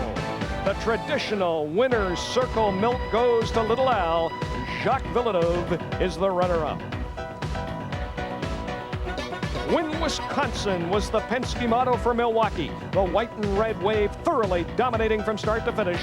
A clean sweep for the Penskes. Al Jr. leading the way again. His third straight, followed by Fittipaldi and Paul Tracy. And the scene shifts to Motown, but momentum rides with the Penskes, who again set the pace, though impatience and a competitive spirit made the roadway to success a bit narrow. As Tracy bumped Unser out of the way, Little Al's streak has stopped. Instead, Tracy would get his first win, though somewhat tainted. We were in there battling. I was pacing myself, and 20 laps to go, I knew we had to make a move soon, so it's a tough way to win that way, and I'm gonna have to do some apologizing to Al. Once more, the cars go west. Again, Mansell tries to make inroads into the Penske domination, but first Fittipaldi, and then Tracy, after a couple of tries, got past Mansell to join Little Al up front. The Penske parade continued. 1, 2, 3 for Unser, Fittipaldi, and Tracy. Back in Ohio, another try to break up the Penskes. As usual, Little Al was in command, then Tracy, but this time Mansell, winless in '94, would take second place. No doubt who's on top, though.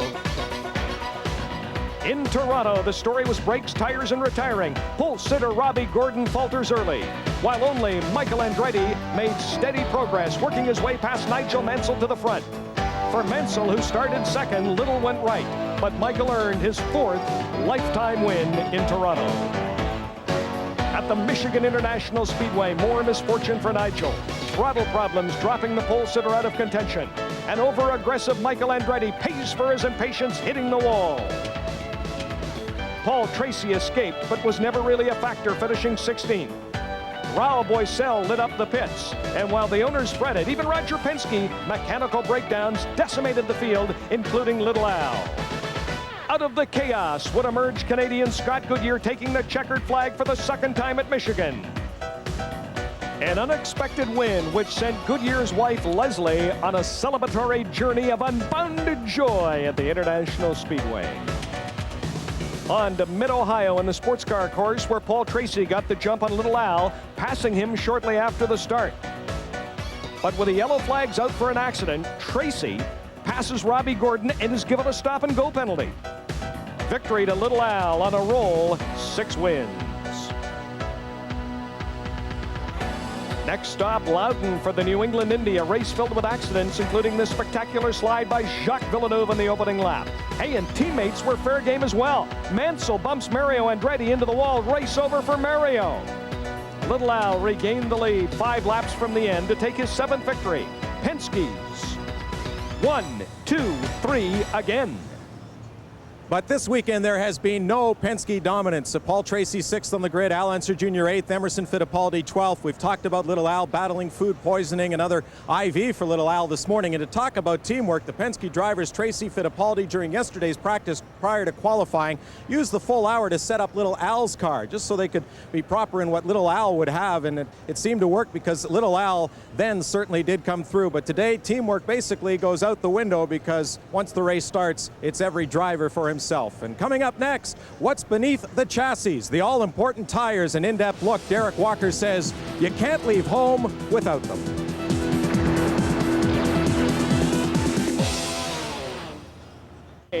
Roll out. You know, we talk so often about the engine, 700-800 horsepower. I'll tell you what, folks, all the speed in the world is no good if the car doesn't stay on the track. Tires are so very, very important. With more on tires, once again, here's Sally Larvick.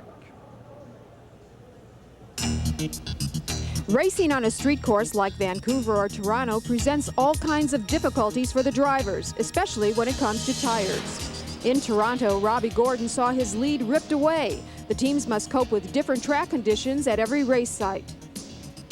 Well, actually in Toronto we had a puncture. That was our biggest problem, where Robbie was leading and the puncture happened so fast that he could make the corner, and it obviously set us back.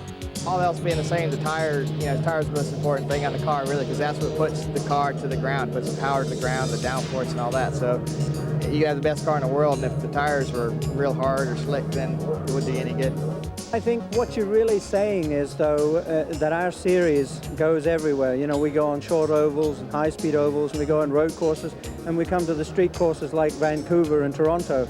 And, you can't just dig up the pavement and put a perfect surface like you would on a racetrack if you were designing it. So we have to be able to adapt our cars to suit the surfaces, and that's the same with the tires. You have to build a tire that will accept the different terrain here as you go around the laps. It's a fairly bumpy but fast track here, so you have to make a tire that can live on that, and I think that's really what the challenge is for the teams and for the tire manufacturers. All the Indy cars run with Goodyear, supplied by the tire manufacturer, which provides on-site expertise and adjustments from race to race, practice to practice. We bring a crew of 3 engineers, a minimum of 3 engineers to every IndyCar race, and they are out on pit road during all the practice sessions and the qualifying sessions. They have pyrometers which measure the temperature of the tire, and they will go around each car after it comes into the pit area and probe the tire in 3 different areas across the width of the tire. And they get then a temperature sheet that they give to the team engineer, and he looks at it and he can see what the cambers are and what the balance front to rear are and the casters and the toe ends and so forth. And it actually helps him adjust his race car to this racetrack. Tracks change from year to year depending on weather, the amount of traffic, and other factors. That means adjustments are made specific to the Vancouver event. Well, it's a softer, more attractive compound, and we're always looking to improve the Goodyear tire. And by going a little bit more attractive than that, we feel that the cars will handle a little better and go a little faster. This is the softest compound we've had this year, and it seems to be good traction. There's a lot of slow corners here, so you need all the grip you can get because you don't have a whole lot of downforce. Soon another tire giant is expected to enter the world of Indy racing, Firestone. A supplier in other racing series will offer a challenge applauded by everyone. Well, I think it's good for racing when you see companies like Firestone and Goodyear coming into the series. We need more of corporate America in our series, and I think when they come into this arena and get down and dirty with each other and race the way we're racing, I think it's great for their companies and it's good for us, and hopefully the fans will enjoy it too. Yeah, I think competition is good for the sport, and it'll just make the whole thing more interesting and more challenging for us. We look forward to it. Obviously, we think we're going to beat them pretty bad, but I'm sure they're very serious about it, and so are we. Well, tires are the least concern for the Penske team here at Vancouver. To put it plainly, the chassis just don't like this bumpy track. They haven't liked it for the past 4 years, and this weekend hasn't been any different. They've tried soft springs, they've tried stiff springs. Nothing has worked. So what's going to help them today? Well, according to the team members, it's going to have to be always the drivers. Emerson Fittipaldi doesn't like this track. Al Unser Jr. does. Whoever comes up front, I don't think we're going to see a 1-2-3 Penske finish as we have in the past. Brian? All right, Sally, I'll tell you what, this bumpy track could be the great equalizer. There's the pole sitter, Robbie Gordon, back live in Vancouver after this. In Vancouver, Bobby Unser with the hot tea and lemon. You'll hear from Bobby in just a minute as he gets the throat in shape. They had a record crowd of more than 43,000 for qualifying here in Vancouver on Friday. They're hoping for a race record of 80,000 here this afternoon. Should they reach 80,000, it would be the largest single-day sporting attendance in Canadian history. There is where they will have the official opening ceremonies. And speaking of those ceremonies, let's go down to the podium. And here's Ken Daniels. Kenny? Brian, thank you very much. A tremendous crowd here today at BC Place as we're joined coast to coast on CBC for this Vancouver Molson Indy. And it is now my pleasure to introduce to you from Molson Brewery's Western Division, the Vice President, Public Affairs, Mr. John Winter. John? Thank you very much, Ken. On behalf of Molson Breweries, it's my pleasure to welcome all the racing fans here to Vancouver today. What a great day for the 5th running of the Molson Indy Vancouver. Events of this magnitude couldn't possibly happen if it weren't for support from a great number of people. And I'd just like to outline a few for you. Certainly the City of Vancouver have been most cooperative, and we thank them for all their help And in conjunction with our partners at Concord Pacific, here at Concord Pacific Place, we know that we couldn't have an event like this without their help and their cooperation. We are very appreciative of the support that we receive from all the other co-sponsors, and we thank them as well. And very important, most important perhaps, the support that we get from you, the racing fans here in Vancouver, who are gathering here on this weekend again in record numbers, and we're very pleased to have that happen again. Here in the community, there is also some impact of this event, and I want to mention just briefly a gala affair last Thursday night for Alzheimer's Society in honor of Mario Andretti as part of the Arrivederci Farewell to Mario program. $80,000 was raised to donate to the Alzheimer's cause, and we're very pleased. Thank you also to the 650 volunteers on the site. Couldn't do this without you as well. Thank you very much for all your help. Good luck to the teams, and a special best wish from Olsen's to the 3 Canadian drivers today. Good luck and a safe ride. Thank you very much, John. And as we get set for the start of this race, hockey fans all across Canada and the United States are getting set for the start of hockey season. And the team that plays in this city of Vancouver is getting ready for the long road back to the Stanley Cup final. Ladies and gentlemen, let's hear it for a dozen members of the Vancouver Canucks. And let's start with the captain right here, Trevor Linden. And it's fitting, Trevor, I guess on a Labor Day weekend we should be talking about labor, but at least you guys are heading to training camp, but starting tomorrow in Kamloops. That's got to be a good sign. Yeah, we're definitely looking forward to it, and not only that, but we're looking forward to the start of the year in October. Now, you have a new coach coming in Rick Lee. Pat Quinn goes upstairs. What do you think of that? Well, I think it's great. I think that Pat, with the 3 jobs, was a little overworked, so he's going to just stick to 2 jobs, and we're looking forward to Rick taking over. Now, what about Jeff Courtnall over here to my left? Jeff, everybody's going to be gunning for the Vancouver Canucks this year, you'd think. I think a lot of teams will definitely come after us. I think we showed in the playoffs what a good team we are, and we have to be ready for the start. Is there a team that's made changes that scares you the most? Well, I think right now it's...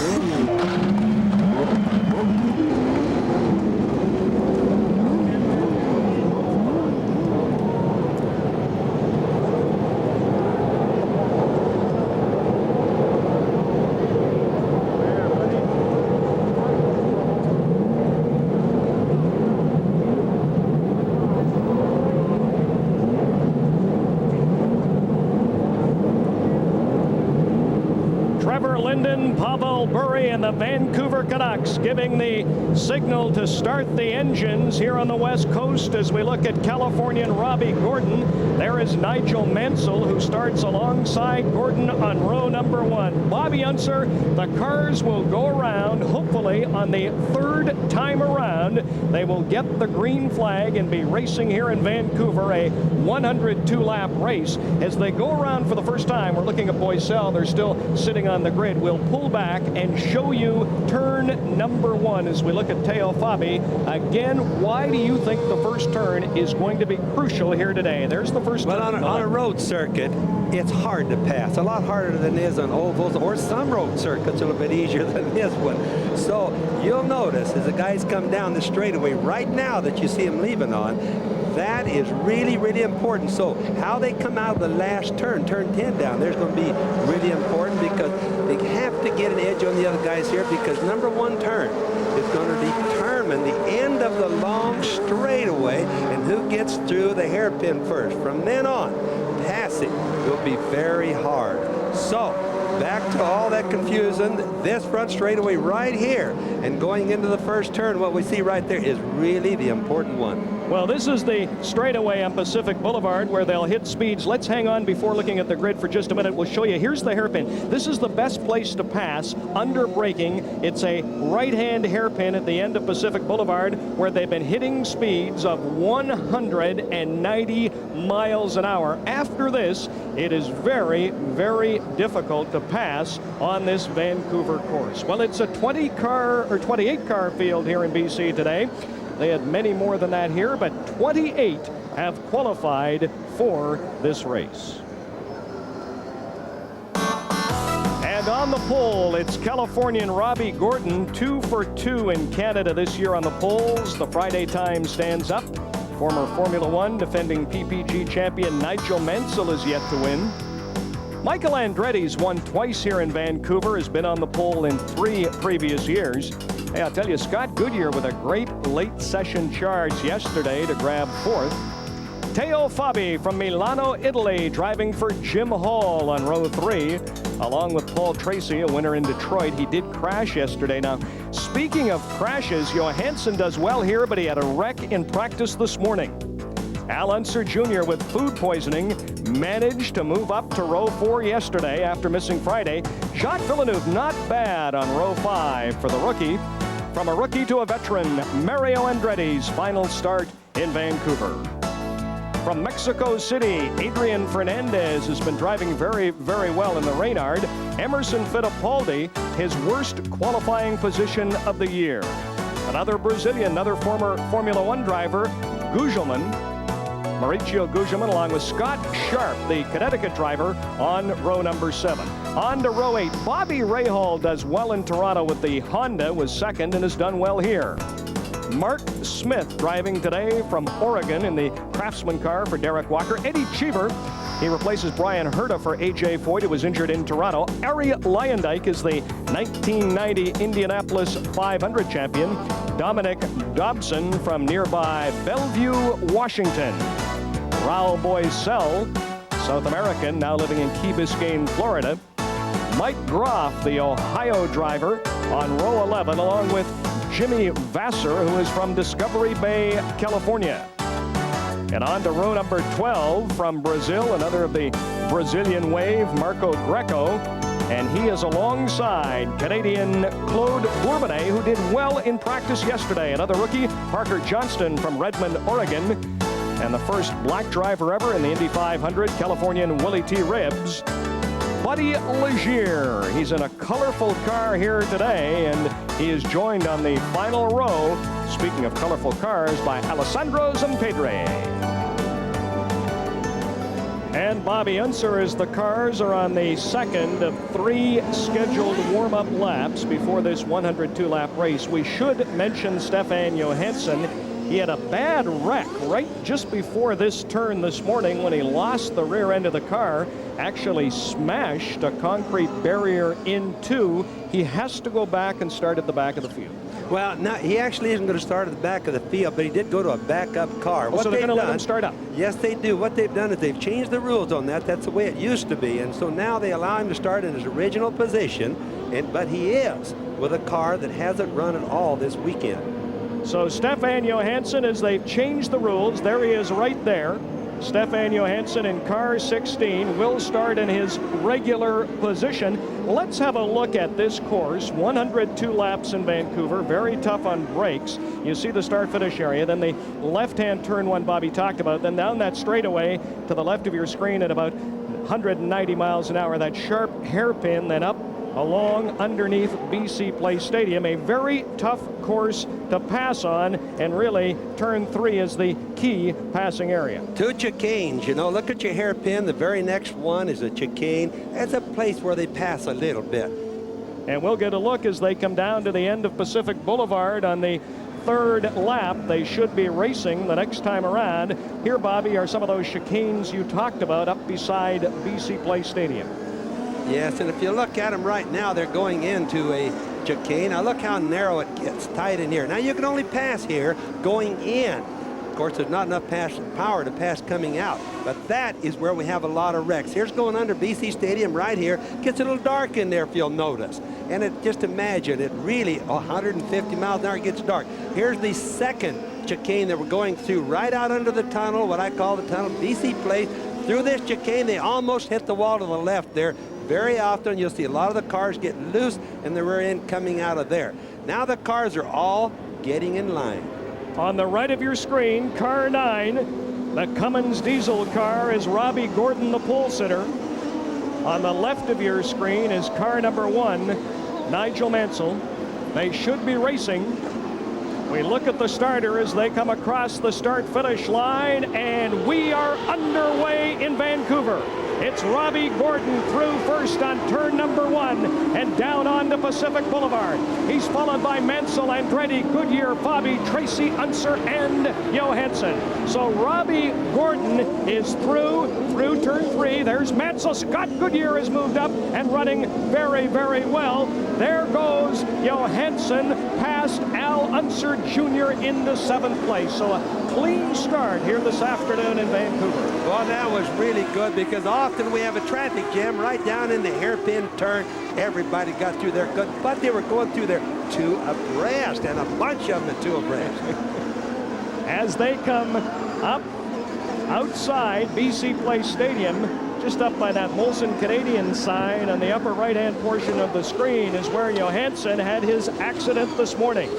So they complete the first of a scheduled 102 laps in Vancouver. It's Robbie Gordon, Nigel Mansell, Michael Andretti, Scott Goodyear, Teo Fabi, and now Paul Tracy is back ahead of Stefan Johansson and Al Unser Jr. Now, keep in mind, Stefan Johansson, the 16 car, that one right there that says Alumax on it. He hasn't driven that car before, so he's really gambling that the mechanics did it right. And not only that, he's moving up. Paul Tracy has moved up 1 place. Mario Andretti comes through, followed by Jacques Villeneuve. Villeneuve currently running 10th on lap 2 here in Vancouver. There is Al Unser Jr., followed by Jacques Villeneuve and the Mexican driver Adrian Fernandez. Al Unser Jr. missed qualifying. There he is, car 31. Missed qualifying on Friday at food poisoning. Could barely get out of the car yesterday. Again, Bobby, you said he appears much better this morning as he's dueling now. That's Tracy dueling with Teo Fabi, and Fabi has gone past Paul Tracy. Now that's something you don't see very often.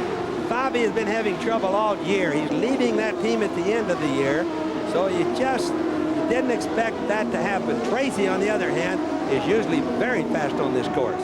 So there is Scott Goodyear, followed by Fabi, Tracy, and Johansson, and word is that car number 1, Nigel Mansell, has slowed considerably. Mansell, who had the 2nd fastest time in qualifying, slowing down here in Vancouver. It's still the pole sitter, Robbie Gordon, in the lead. There's Goodyear 4th, Fabi 5th, Tracy 6th, Johansson is 7th, Mario Andretti 8th, Al Unser Jr. is 9th, and Jacques Villeneuve rounds out the top 10. Now everybody needs to keep in mind, Michael Andretti is now run into 2nd place, dropping Nigel Mansell down. Everybody needs to keep in mind, I started to say, Brian, that passing is very hard on a road circuit. So the guys are racing very hard right now so they can get their gains done while their tires are still good and fresh.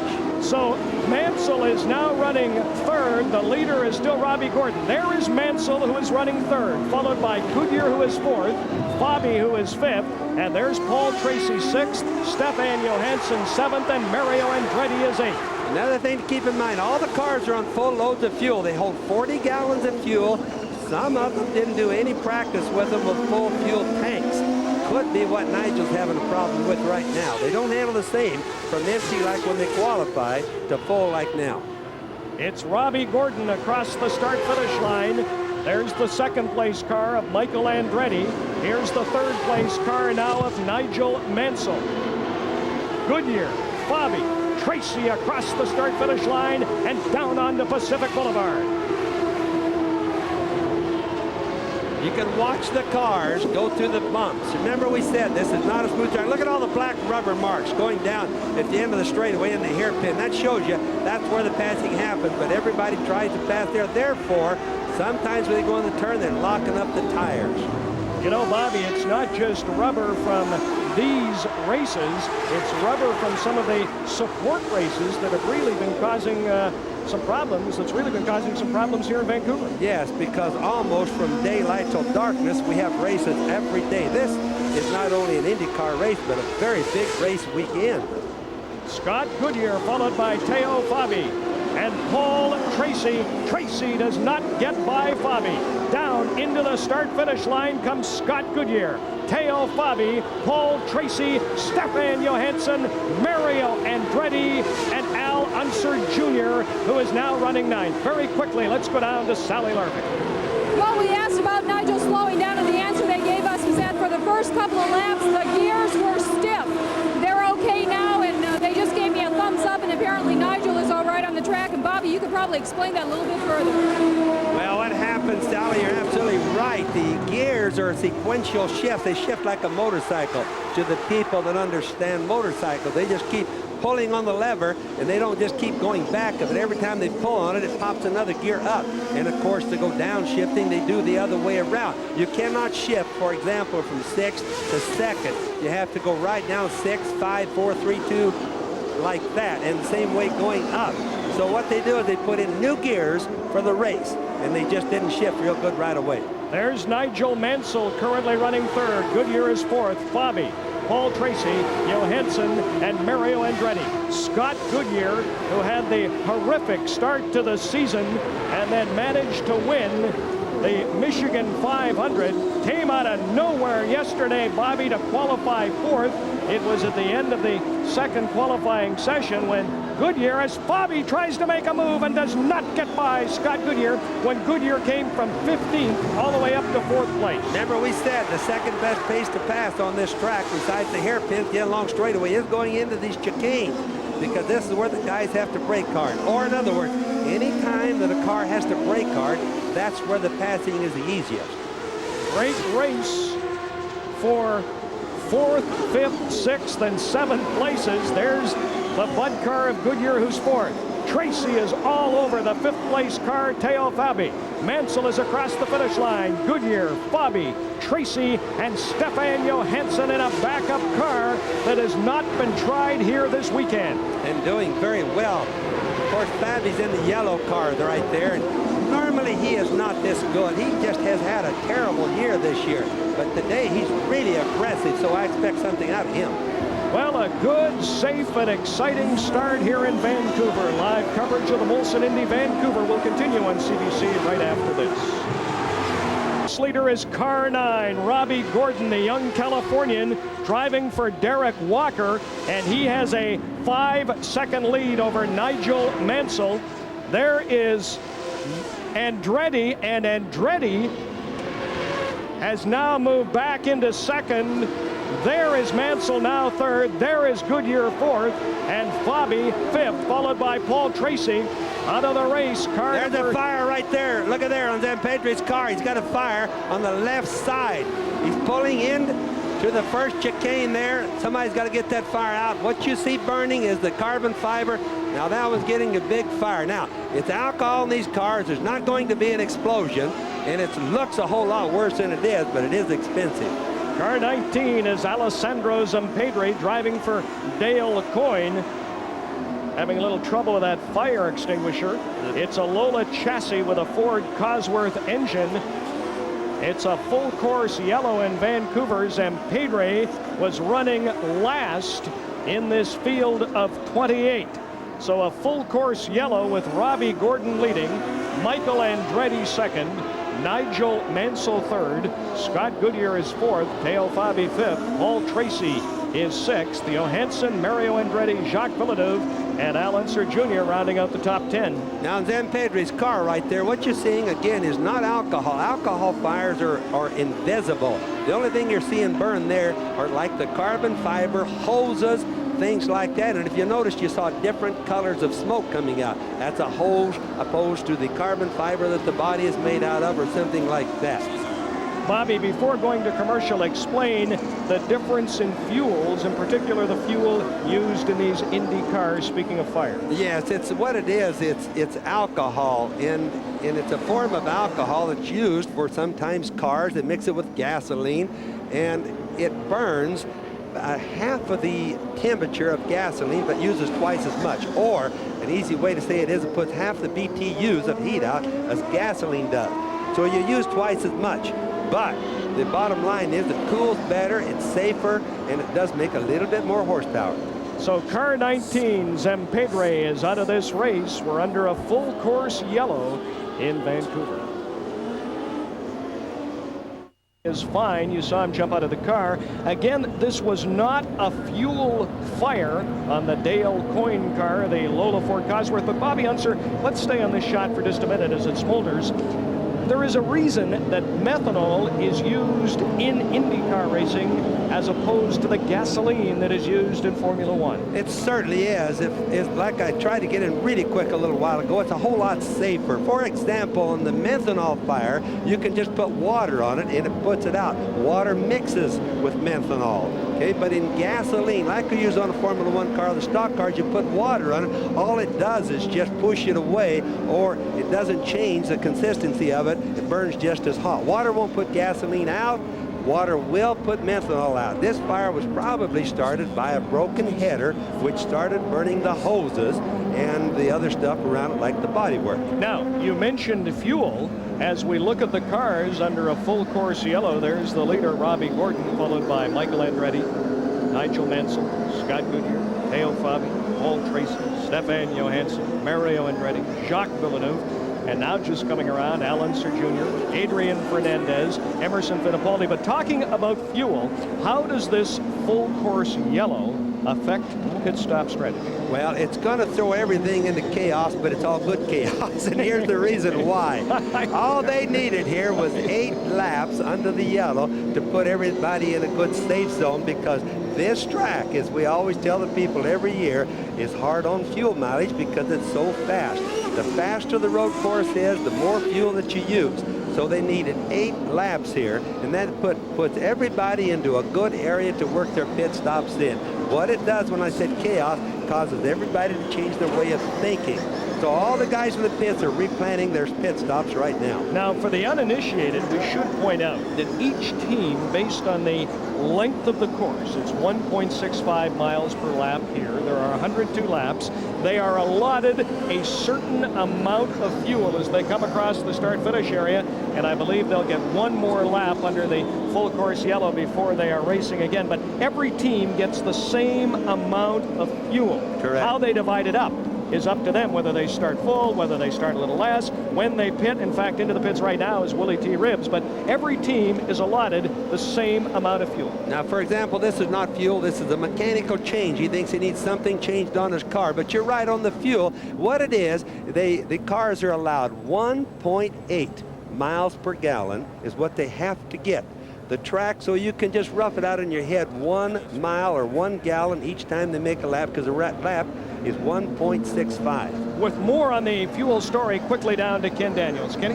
All right, Brian, to expand on that a little bit more here in the pit of Scott Goodyear and Budweiser team, every 2 laps of yellow or so, they say we'll buy them another lap out there. So they were looking at anywhere a window between 33, 39, now probably closer to 40. Emerson Fittipaldi, he's going to go about 40 as well. So that's where they're looking at going. You mentioned Willie T. Ribbs came into the pits. He's been having some handling problems. Brian?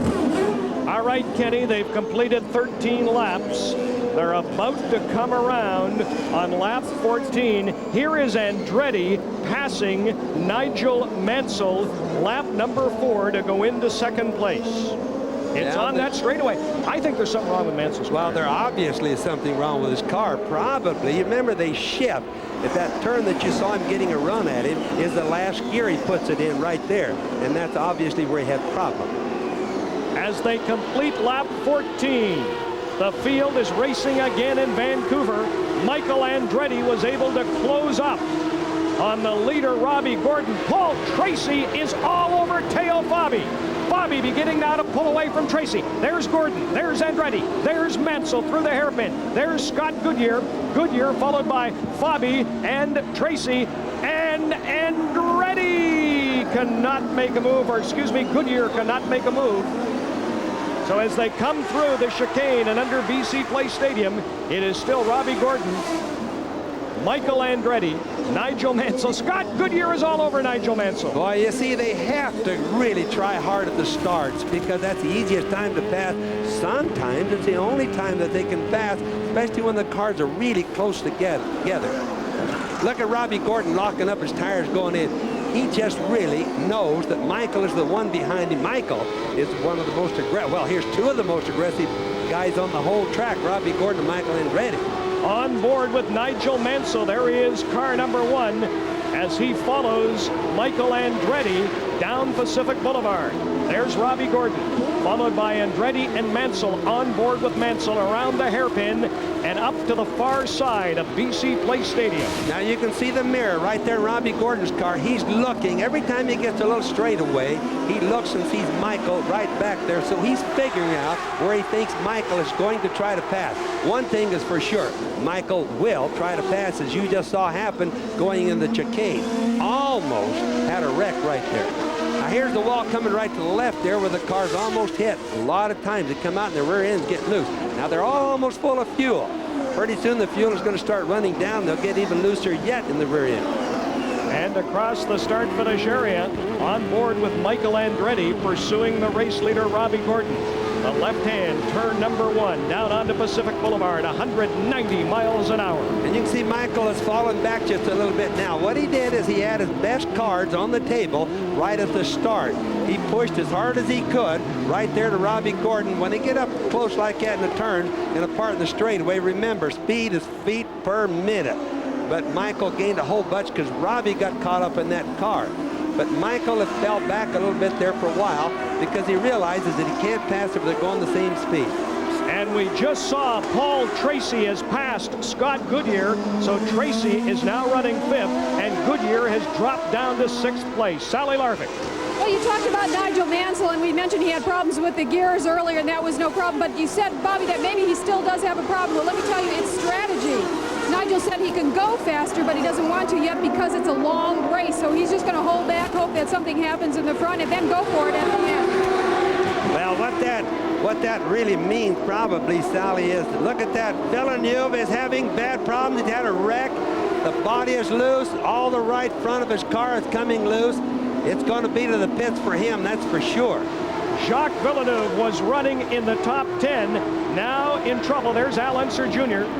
Al Unser Jr. car 31 is running 9th. Villeneuve is now down to 12th and falling. He has lost the part of that car. Jacques Villeneuve, car 12 for Forsyth Green. Mario Andretti is into the pits, as is Parker Johnston. But the story here for Canadian fans, young Jacques Villeneuve pursued by Bobby Rahal and Scott Sharp. Now he's lost his right front wing on Villeneuve's car, and it probably, you can see it right there. It doesn't look to me like there's any other damage. His left front wing looks all right. The right front wing is really bad. I understand Mario is in the pits. Apparently Mario Andretti was hit by Jacques Villeneuve. On board with Bobby Rahal.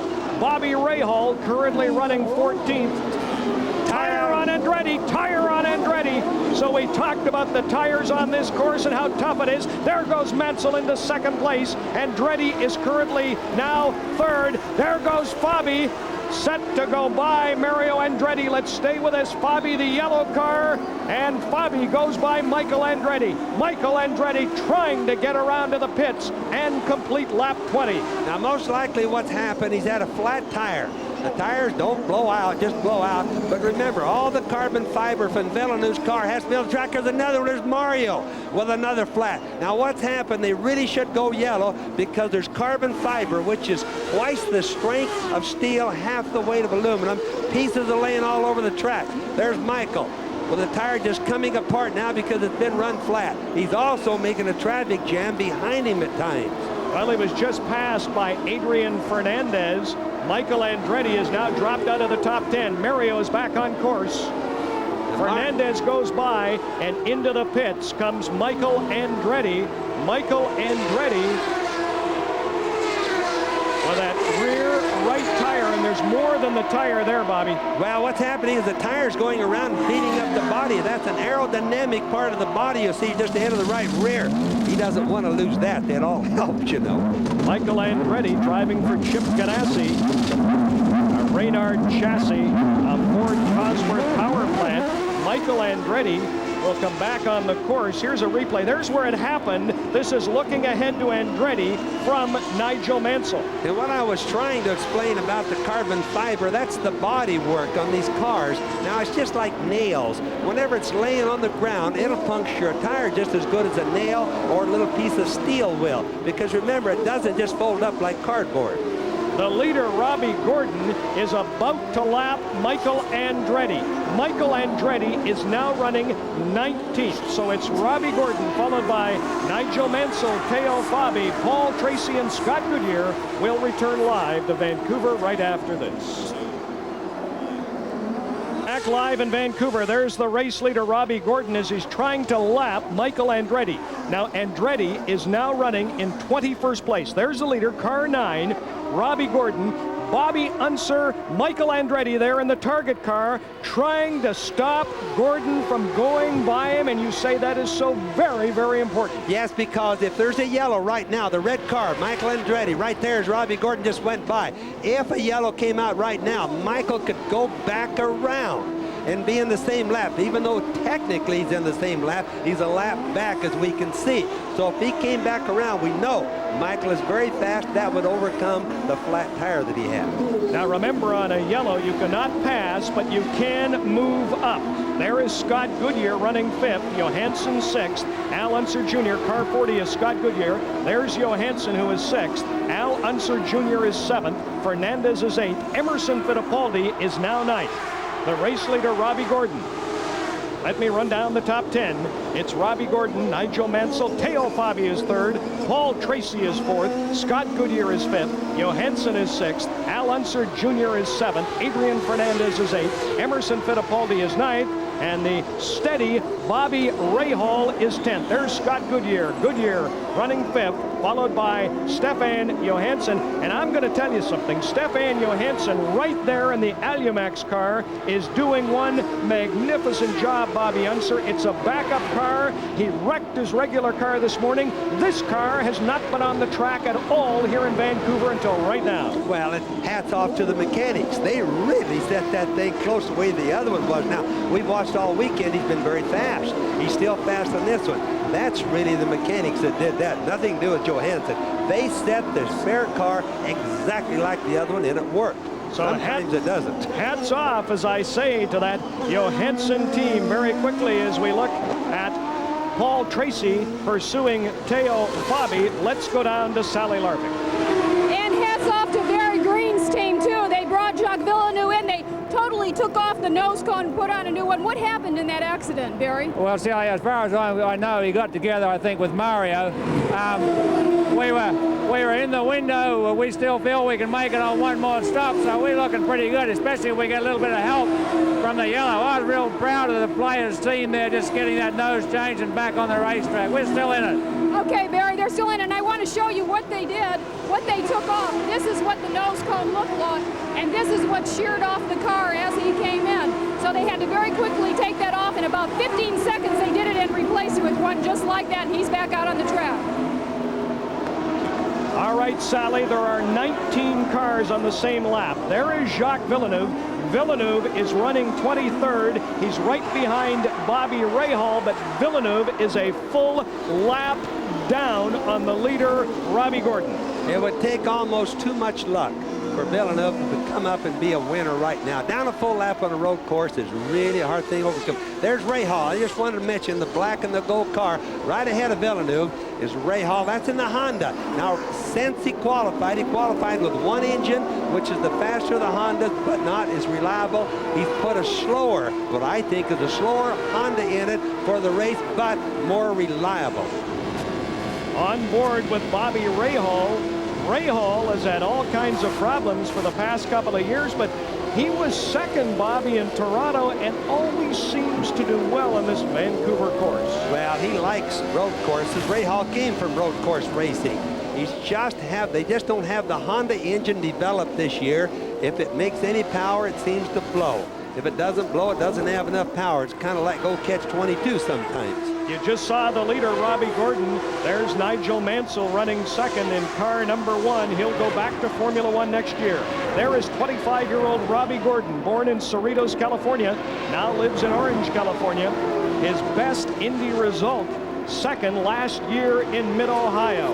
Teo Fabi, that's how far third place is back. Fabi and Tracy are the third and fourth cars respectively, so they are a long way behind the top two, Robbie Gordon and Nigel Mansell. These two have been having a dogfight since the start. Tracy's not going to let up on him, and I haven't seen Fabi going this fast. I know I keep mentioning it, but Fabi's always been a good race driver. They just haven't had that car going fast all year. So Paul Tracy pursues Teo Fabi. Paul Tracy has a win in Detroit. Fabi, 39 years of age, born in Milan, Italy, and currently lives in Milan. It is Fabi now 11 seconds behind Mansell. Tracy is all over him as they come through the start-finish area to complete lap 28. Remember, they are running third and fourth, respectively. In that sharp turn, there was no more than, I figure, 6 inches separating. Tracy was almost touching Fabi. But you got to get really close like that. So coming off, looking down in here, and that's the hairpin. This is where Tracy will probably try a pass, either there or going into this next chicane coming up. Let's see here. Right here is a passing place, but he didn't try it there. Bobby Unser, Nigel Mansell is 1.14 seconds behind the race leader Gordon. Fabi is nearly 13 seconds back, and you see how close to Fabi Paul Tracy is running in fourth place. Teo Fabi drove in Formula One for Brabham, Coleman Hart, and Benetton in the mid-80s. Oh, and he locks the brakes as he comes into the final turn. Paul Tracy all over him. Now a great place to pass, remember, is at the end of the long Pacific straightaway. Tracy all over Fabi onto that Pacific Boulevard straightaway at 190 miles an hour. Will Tracy catch him under braking? These are two different cars, same engine, so there really isn't much different. Fabi, when things are right, he's an ex-Formula One driver, a very good racer, run a lot of years in IndyCar racing. He's really a good driver when the cars are right. Look at that right front locking up. Whoa. Now, he'd like to let off the brakes and let that tire loosen up a little bit because it also flat spots it, or where's a flat spot on the tire, which ultimately will hurt him later on in the race or between now and the next pit stop. Bobby, you can't get much closer than that. Tracy kissing Teo Fabi into that corner. You know, Teo Fabi was the pole sitter for the 1983 Indianapolis 500. Look at this, Tracy right on him again. Tracy is so close to him that if anything happens, he's going to bump him, and then we're going to see a little accident here. Because we'll just watch for that white nose on Tracy's car. When we start seeing marks on it, we know he was bumping Fabi. But yesterday, Paul Tracy had an accident. Tracy will not go by. That's what you call a fake pass. Tracy knew he wasn't going to be able to pass him there, but he's all over Fabi. If you notice, sometimes he works the outside of him, sometimes the inside. He wants to keep Fabi guessing, wear Fabi down and start Fabi to slow him down going into the turn, then he'll zap him with a pass. Teo Fabi, 39 years of age. Paul Tracy, just 25. Teo Fabi's best ever IndyCar finish was fourth. He's been fourth twice this year, both times in the state of Michigan at Detroit and in the Michigan 500. And just so you know, when the cars almost touch like this in the slow turns, they're going very slow, so they get together real close. When they go fast like this, they separate. Down the long straightaway, they'll separate even more because, remember, again, it's feet per second that the cars go. Teo Fabi with a fourth place finish, his best in IndyCar racing this year. He, of course, has 5 career victories, 4 way back in 1983 and 1 in 1989. Look how close Nigel Mansell is to race leader Robbie Gordon. Now, Sally Larvick, Bobby, reported on strategy. She said, look, Mansell's nothing wrong with the car. He just says it's going to be a long day, and I'm going to take my time. Well, it's like I said earlier, Mansell is one of the smartest guy in the whole race. And it's no big issue to him right now. If he can stay this close to Robbie Gordon, what he'll do is if Gordon starts slacking off, he'll go up there, what we call keeping him honest, making him try harder, keep his car working, maybe make a mistake. Mansell is the smartest, I promise. Now, let me ask you this. It also psychologically must put a lot of pressure on a youngster like Gordon to have Mansell all over him. We'll return live to Vancouver. Teo Fabi at the end of the straightaway on the hairpin. Now, Tracy at this point ahead of Teo Fabi. Here's where the problem occurs. Fabi tries to go by Tracy. He did, and that's going into the chicane. Remember, Tracy just passed him the one turn before. Fabi goes into the chicane, went in too deep, took his front end, bumped Tracy's left rear tire, lost his wing, and in doing so, spun himself out. But the worst part of it is he killed his engine. Now everybody's in for pit stops. Now there's Robbie Gordon coming in, but it certainly ended the fight between Fabi and Tracy, which has really been a good race so far. Now Fabi is a three-time Indy 500 champion under a full course yellow. Gordon is back out. There's Paul Tracy. Whose fault was that when Fabi went out of the race in the replay we just saw? Was it Fabi's or Tracy? No, it was Fabi's fault. He was attempting a pass, and he just, going into the chicane is a difficult place to do it. He was on the outside, which is really worse yet. There was nothing to do when he got there. He just drove it in too deep. It was all his fault. Now, this is a long pit stop. Let's go down to Ken Daniels. Well, I wanted to hear what Bobby said about Fabi, and I couldn't hear it. All right, Kenny, what he was saying about Teo Fabi was that it was Fabi's fault trying to go by Donnie, you gotta wait Tracy. So we're having a little audio problems with Kenny Daniels down in the pits. There is Teo Fabi's car. We're under a full course yellow with 33 of 102 laps completed here in Vancouver. There's the leader, Robbie Gordon, followed by Nigel Mansell, Adrian Fernandez, Bobby Rahal, Mark Smith, Scott Goodyear, and Stefan Johansson. Bobby Unser, Sally Larvik, and Ken Daniels. Good afternoon, everyone. I'm Brian Williams. Welcome back to Vancouver under a full course yellow in a good race so far today with 34 of 102 laps complete. It's Robbie Gordon leading Nigel Mansell. Al Unser Jr. is now third. Scott Goodyear fourth. Stefan Johansson fifth. Fernandez is sixth. Fittipaldi is seventh. And Paul Tracy, with that long pit stop, is now standing in 8th place. There is the Teo Fabi car. We have those replays again, Bobby, and I think it's important for you to explain first the Tracy pass, then the accident. Here's Tracy coming underneath this end of the long straightaway. I'm sorry. He passes him, a good clean pass going right into the hairpin where most of the passing happened. Now Fabi comes back. He tries to go in there deeper than Tracy. He hit Paul Tracy. Not Paul's fault, but Fabi right there in the yellow car's fault. Took his wing. We saw it being changed in the pits, but he also killed his engine. Here it is with a new wing on it in the pits, leaving now. So it was an unfortunate thing, but totally Fabi, who's very aggressive today, his fault. Now, Paul Tracy has dropped down to 8th place. He had a long pit stop. Obviously some concern about the condition of the chassis on his Penske car as Teo Fabi will now try and catch up to the field. Remember, under a full course yellow, you can close up, but you cannot pass. The leader is Robbie Gordon. Car 1 is Nigel Mansell. Al Unser Jr., car 31 is third. Car 40 is Scott Goodyear, he's fifth. Followed by Johansson, Fernandez, Emerson Fittipaldi in the Marlboro car. There's Bobby Rahal. So Bobby Rahal's in the top 10. Yes, he is. But the guys that we want to be watching right now, right after it goes green here, is going to be, for example, Mansell. Now, of course, Robbie Gordon is leading the race, but Mansell, he's volatile as heck. And who's right behind there? Little Al. The guy's won most of the races this year. I was asking you, going to commercial, there's Adrian Fernandez, followed by the Penske cars of Fittipaldi and Paul Tracy. I was asking you as we went to commercial, psychologically, Mansell saying to himself, look, there's Gordon, car 9. Here's car number 1, Mansell. He's saying to himself, look, I'm a former Formula 1 champion. I've won the IndyCar Series. Gordon's got to be a little scared, and Mansell's probably playing a game with him. Gordon's, constantly wondering, what's he going to do?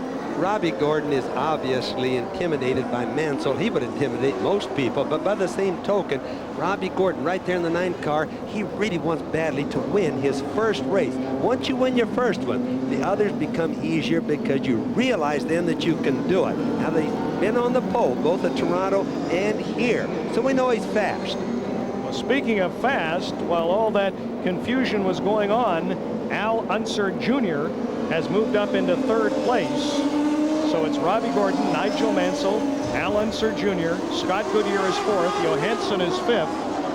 And as they come around under a full course yellow to complete lap 36, the green flag is out, and they are racing again in Vancouver.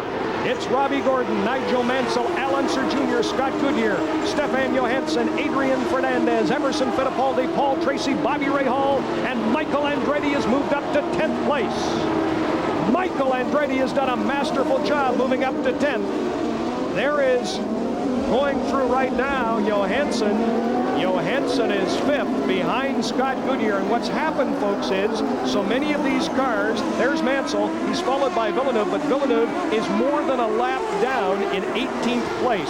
So many of these cars have now been lapped by the top group of cars. Yes, and they cause traffic problems sometimes, though.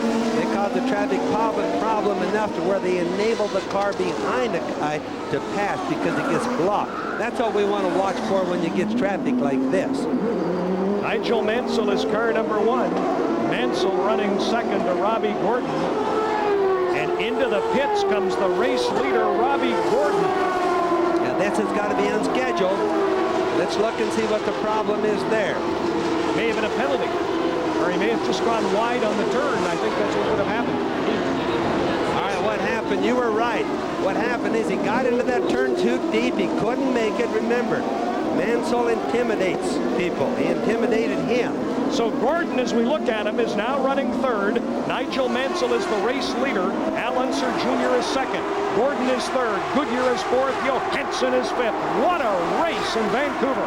What a mistake by Robbie Gordon, though. Remember, when he went into that turn, again to explain to the people, it's also the route to the pits. So what he did is he couldn't get in there, couldn't make the turn, going too fast, so he just went a little bit further around, went through the pits. There is a speed limit through the pits. I think it's 80 miles an hour today, so therefore it's a loss for Robbie Gordon. Robbie Gordon is falling back even further now. He's going into the pits again, and this time there must be something seriously wrong. Is Sally Larvick down there? Sally?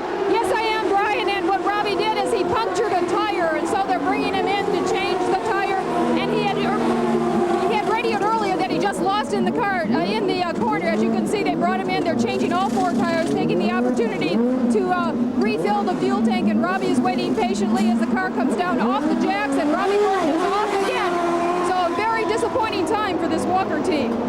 Disappointing indeed, Sally, but we were right on Bobby. He simply misread that final corner, came through the pits. That time, though, he had a punctured rear right tire. Yes, and Lady Luck just bit him. That's all there was to it. The boy's done such a fabulous job in setting on the pole, leading the race. Didn't make a mistake. Had nothing to do with his flat tire, though. The leader, car number 1, is Nigel Mansell. Robbie Gordon is 17th. Unser Jr. has moved up to 2nd. Look out. Scott Goodyear is 3rd. Johansson is 4th. And Adrian Fernandez is now running 5th. There, car number 1. There is car 31, 2nd, Al Unser Jr. So there are a couple of the back markers. One of them, Mario Andretti, between the leader, Nigel Mansell, and car 31, Al Unser Jr., who's running 2nd. Al Unser Jr. missed qualifying on Friday with food poisoning, has done a masterful job here this afternoon. Now that's the one guy that Mansell would just as soon not see back there, because we figured the little Al, being tired, being sick as the way he was, that he's going to have to pace himself during the race. And so if he keeps moving up the way it is, the way he has been, it means he has been pacing himself. He's certainly the guy that Mansell would be worrying about the most. Mike Dennis just handed me a note. Michael Andretti has now moved up to 6th place. Remember, Michael Andretti was running so well, had the shredded tire, so a magnificent job of driving by Michael Andretti. It's Nigel Mansell, the leader, followed by Al Unser Jr., Scott Goodyear, Johansson, and Fernandez. Pursued by Stefan Johansson. They are running 3rd and 4th behind Nigel Mansell and Al Unser Jr. Scott Goodyear has moved up. He qualified 4th. He's been running a steady race. Johansson driving a great race, and credit to his crew for getting the backup car ready. Johansson dinged his regular car this morning.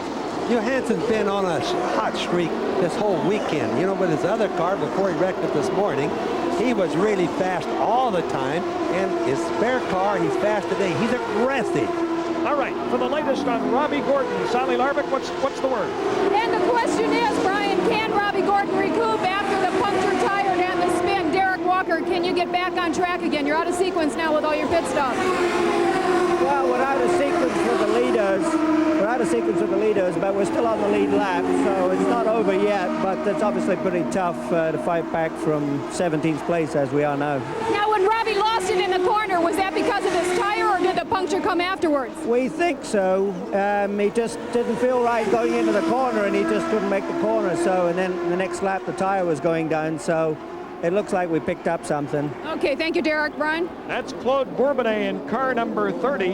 Bourbonnais has spun and was not running a bad race. He's standing 16th.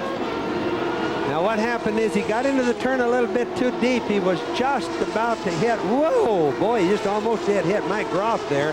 Locked up his rear tires. His brake balance is off just a little bit. He had too much brakes on the rear and not enough on the front. The drivers can adjust this on the racetrack while they're racing. So he just didn't have his adjusted properly. Well, it's an amazing story. Michael Andretti just went through in 5th place through that corner. Oh my, Michael Andretti, driving a magnificent race here in Vancouver, has now moved up to 5th place behind Mansell, Al Unser Jr., Goodyear, and that man Johansson. There is Goodyear. There's Johansson. There is Michael Andretti, who owns Vancouver. 2 victories and 3 pole positions in 4 previous races. And remember, Andretti is only back there because he had a flat tire, something that he couldn't avoid in any way in the world. But he's coming back. His car's been good this race. His car has been good indeed. On board with Michael Andretti, a winner in Australia and Toronto. On to the straightaway at Pacific Boulevard, up to 190 miles an hour. Michael Andretti, the overall Indy champion in 1991, unsuccessful last year in Formula One with McLaren, passes some of the back markers under braking, and he goes by Johansson. Oh my, Michael Andretti is into 4th place. That was a good pass. Boy, he figured that thing out a long time ahead. Johansson didn't see him coming. He should have, but he didn't, and he zapped him right down at the end of the long straightaway. Good pass. There's Scott Goodyear. Michael's going to be working on him now. There's a 3-car battle that's really been a good one. Oh my, so it's now Nigel Mansell, Al Unser Jr., Scott Goodyear, Michael Andretti, and Stefan Johansson, the top 5. There, now he's passing Goodyear. Michael Andretti has just gone by Scott Goodyear into 3rd place. What a day for Michael Andretti. That's where we don't really see any passing. We haven't seen any. That's it. Just coming into the pit straight away where we are, and we haven't really seen any passing there today. So Michael is really handling good. Here's the pass on Johansson. He's coming down.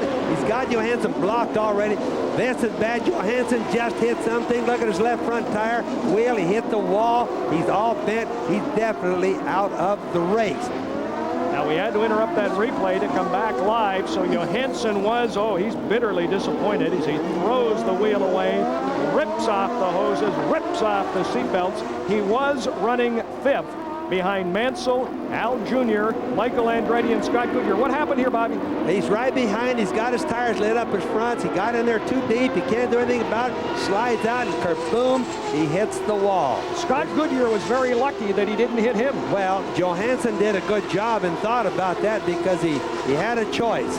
All right, here's the pass again. Andretti on Johansson. Yeah, and here comes Andretti on the inside. Johansson just wasn't ready for it. He comes to the inside. Now, Michael almost got Michael in it, or excuse me, Scott Goodyear in front of him there also. Then he comes around. This is coming into this turn just before where we are. He comes inside like this, totally blocks Goodyear. Goodyear, who starts in the turn, has no way to go because Michael is already there. There is a bitterly disappointed Stefan Johansson. He drove for 9 different Formula One teams. And speaking of Formula One, race leader Nigel Mansell is car number 1, a former Formula One champion. He'll return to F1 in 1995. Mansell, the race leader, crosses the start-finish line. Al Unser Jr. is running 2nd and is now, let's see, 5.58 seconds behind Nigel Mansell. Sally Larvick?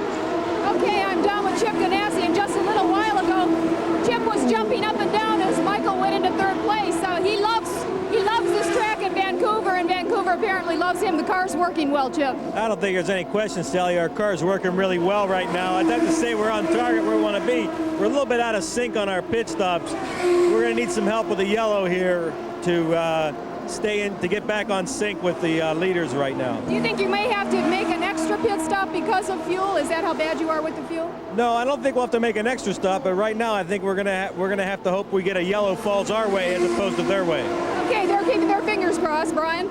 All right, on board with Michael Andretti, who is all over Al Unser Jr., who's running second. That's Unser Jr. right in front of Michael Andretti, and he passes him right where he got Scott Goodyear. Yes, absolutely. Michael is out handling everybody.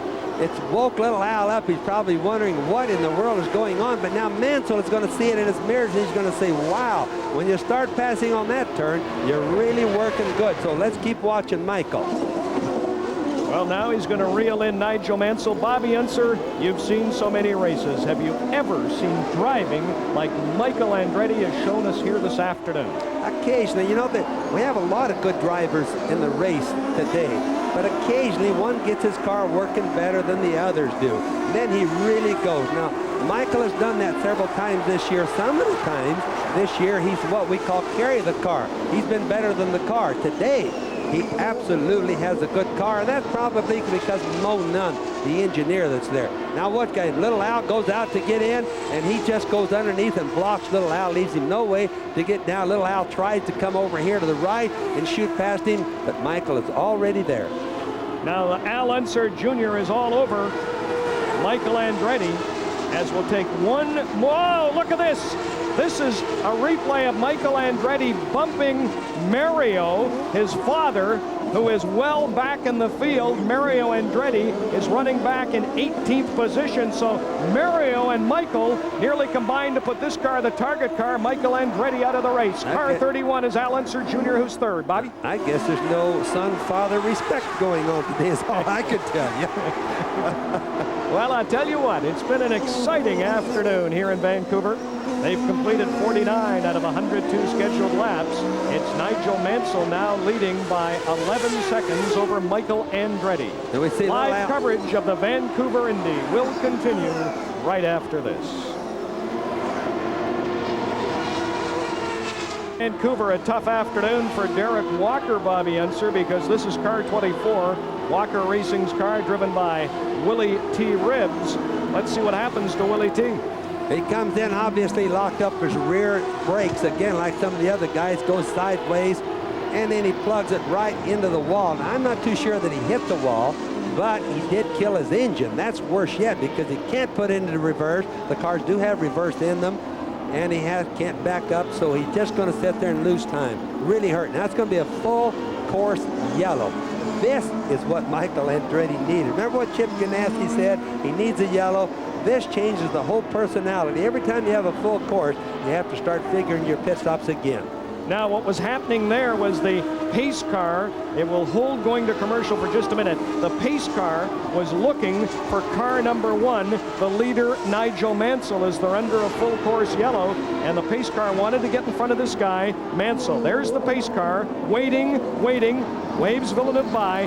Now, they're in order. The pace car ahead of the race leader, Nigel Mansell. We're under a full course yellow on a very entertaining afternoon in Vancouver. Michael Andretti's in the pits. Live in Vancouver, the Walker Racing car driven by Willie T. Ribbs, car 24, a Lola with a Ford Cosworth engine. But the big story, as we went to commercial, under the full course yellow, you saw Michael Andretti in the pits. Michael is back on the race course, but is now in 12th place. So it's Nigel Mansell under a full course yellow leading. Al Unser Jr. is now second. Scott Goodyear is running third. Adrian Fernandez is fourth. Emerson Fittipaldi is running fifth. Paul Tracy is sixth. Bobby Rahal is seventh. Ari Lyondike is eighth. Gugelman is ninth. There is Jacques Villeneuve way back in the field in 16th place, and he'll drop back further as he comes into the pits. But rounding out the rest of the top 10, it's Raul Boesel 10th. Villeneuve's got fire in the right rear. Look at the fire. There's Billy Camphausen, IndyCar man, trying to put the fire out around the brakes. He's got something, too much brake temperature probably caused something to set on fire. I started to mention the big story right now is going to be the fact that that Michael Andretti, who is in third place, is back in sequence on his fuel.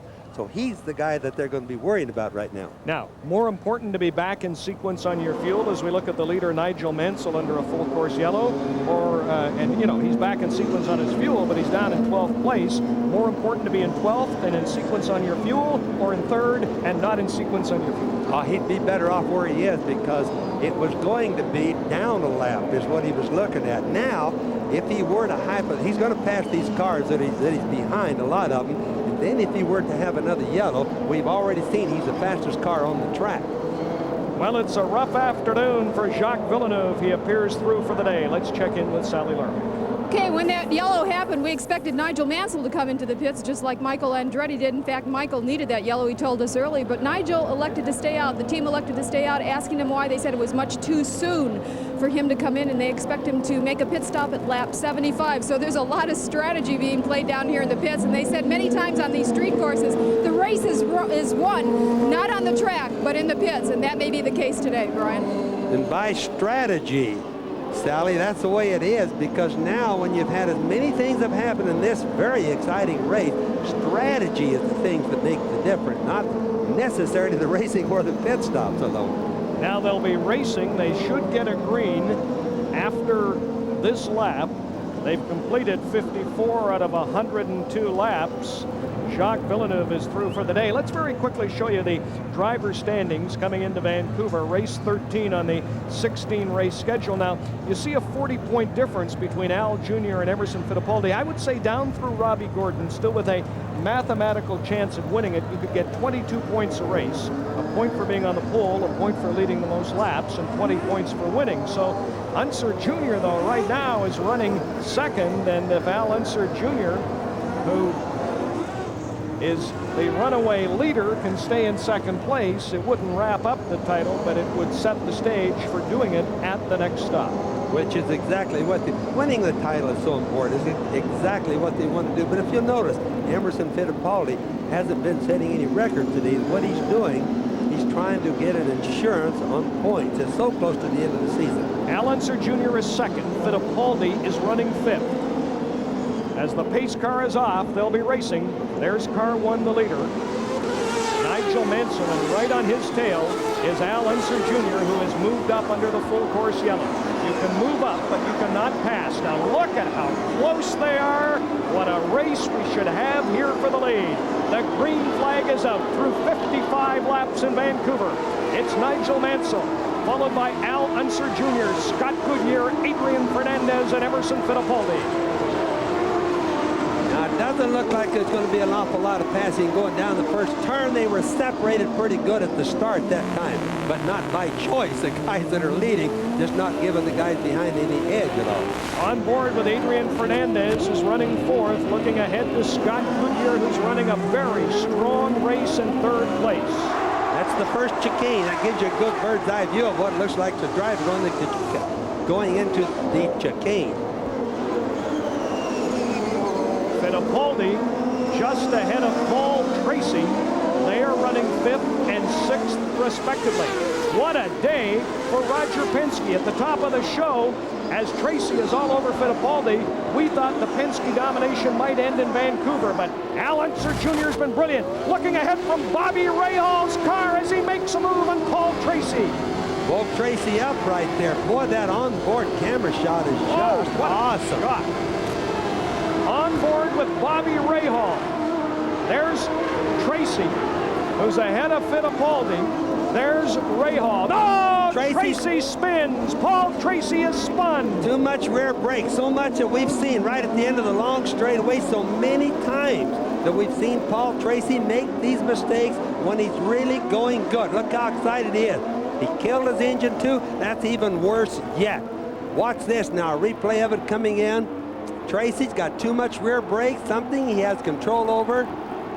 Spins the car totally around, didn't hit anything. The problem is his engine is dead. He didn't get the clutch in soon enough, but they got him running. All right, Paul Tracy is running again. He's dropped out of the top 10. It's Nigel Mansell leading. Al Unser Jr. is second. Scott Goodyear is third. Fernandez is fourth. Fittipaldi is fifth. Rahal is now sixth. Bobby Rahal is all over Emerson Fittipaldi. Remember, Rahal has had trouble with Honda, but he was second in Toronto and runs well here in Vancouver. And all year he's had his chassis handling better than most of them, but he's not had a lot of power with the Honda because it's a development engine, the Honda is, not really a racing engine yet. Emerson Fittipaldi running fifth, pursued by Bobby Rahal. And we saw Michael Andretti, a little bit of a bump here. And the tow truck will be back out. That is car 17, Dominic Dobson. And going around him is Ari Leyendijk. So Dobson with the Vancouver Grizzlies. I don't know if we can see that on the camera just to the left of number 17, but that's the emblem of the new NBA team here in Vancouver. Car 17, PacWest Racing's Dominic Dobson is out of this race. He was the victim because one of the other cars of which I couldn't see the number was Ari Leyendijk, Bobby. Okay, well, he got up on top, he hit him, got up on top of him. It was piggyback for a while, which is really kind of dangerous. There's Emerson Fittipaldi, and he is being pursued by Ari Leyendijk, who has moved into sixth place. So let me give you the top six. Mansell, Al Jr., Goodyear, Fernandez, Fittipaldi, and Leyendijk. Michael Andretti is now seventh, and let's go down to Sally Lerman. And with Jacques Villeneuve, who is waiting patiently. As you mentioned earlier, his front wing came off. They had to replace it, and then you had another problem, Jacques. What was that? Well, at the end, the engine blew. It's sad because the team did a great job the whole weekend. We had a really strong race car, and we could do some good lap times and run with the leaders. And at that point, we had managed to get our lap back. And with the yellow, that would have put us at the back of the pack. So we still had a good chance to make a few positions in the race. Tell us about the accident with Mario. What was the contact that happened there? There was a lot of traffic going into the last corner because Marco Greco was slowing everybody down. And I went on the outside, and when we accelerated out of the corner, I just touched my wing on Mario's rear wheel, and that broke it. Just a racing accident then? Excuse me? Just a racing accident then. Thank you very much, Jacques Villeneuve. Brian? All right, Sally, we're under a full course yellow. Here's a replay on board with Bobby Rahal as Rahal watching Tracy spin. What a great shot. That's Fittipaldi on the right. That's how you see it from Rahal's course or car as Paul Tracy spun under a full course yellow. Paul Tracy is now running in 13th place. Here's that crash again. Dominic Dobson. Well, Dobson, that's Vassar that got up on top of him. Jimmy Vassar is the one that's up on top of 17. I finally was able to see the thing because the cars look so much alike in certain places. But you know, it wasn't Jimmy Vassar's fault. It seemed that Eddie Cheever, driving for A.J. Foyt, actually hit Vassar and knocked Vassar into Dominic Dobson under a full course yellow. Absolutely right. And we check in with Ken Daniels. Wild day. It has been a wild day, Brian, and when Paul Tracy was out there just before, he had radioed in that he was having problems with his tires, and that in part was the reason for the spin. Perhaps they were just cold, didn't change tires when he just came in. Just took on a little bit more fuel. Brian? All right, Ken, under a full course yellow, the race leader is Nigel Mansell. Scott Goodyear is now second. Adrian Fernandez, that's the Ducati car, is now running third. Goodyear is now Fernandez is second as the computer updates it. Leyendijk is third, and now with the computer updating it, and that's why Scott Goodyear dropped down. He was into the pits. Michael Andretti's strategy is certainly paying off, but Scott Goodyear into the pits. He was running second, so as he comes back out to the race under a full course yellow, Scott Goodyear is now in 12th place. So it's Nigel Mansell, the leader, followed by Adrian Fernandez, Ari Leyendijk, Michael Andretti is fourth. Al Unser Jr. is fifth. Emerson Fittipaldi is sixth. There is Scott Goodyear, and he is back in the 12th place. Bobby Rahal is seventh. Raul Boesel is eighth. Robbie Gordon has moved up to ninth. Bobby Unser and Gugelmin rounds out the top 10. I started to say Scott Goodyear killed his engine during his pit stop. That was a very, very costly mistake. Looks like we've seen a lot of those today. Drivers that have done so good and yet make so many mistakes at weird times. Paul Tracy, Scott Goodyear, very different ones. Hey, you know what, my friend? We've worked a lot together over the years. I can never remember a race with this many lead changes. This much excitement. I mean, the game plans for each team has changed so many times during the course of this race so far. Now, Fernandez and Lyondike, there's Fernandez, there's Lyondike, there's Michael Andretti. They have yet to pit, so the strategy becoming very, very interesting. They've completed 60, now about to complete 61 out of 102 laps, and they're still under the full course yellow. They'll have one more lap under the full course yellow. Into the pits comes Mario Andretti, who is currently running 14th. And you look at little Al in 5th place. He was in 2nd now. He got clear back to 5th. So, and you look at Fernandez and Lyondike, two guys that we normally would not expect to be running 2nd and 3rd. We've really got a different and an exciting race going on. Well, a great story is Adrian Fernandez from Mexico City. Adrian Fernandez, now there's Mario Andretti back on the course, but Adrian Fernandez running 2nd, driving for Rick Gallis, a Reynard chassis with Gilmore power. Raul Boycel comes through, now on board with the race leader Nigel Mansell. They'll be racing this time around as he looks ahead to the pace car.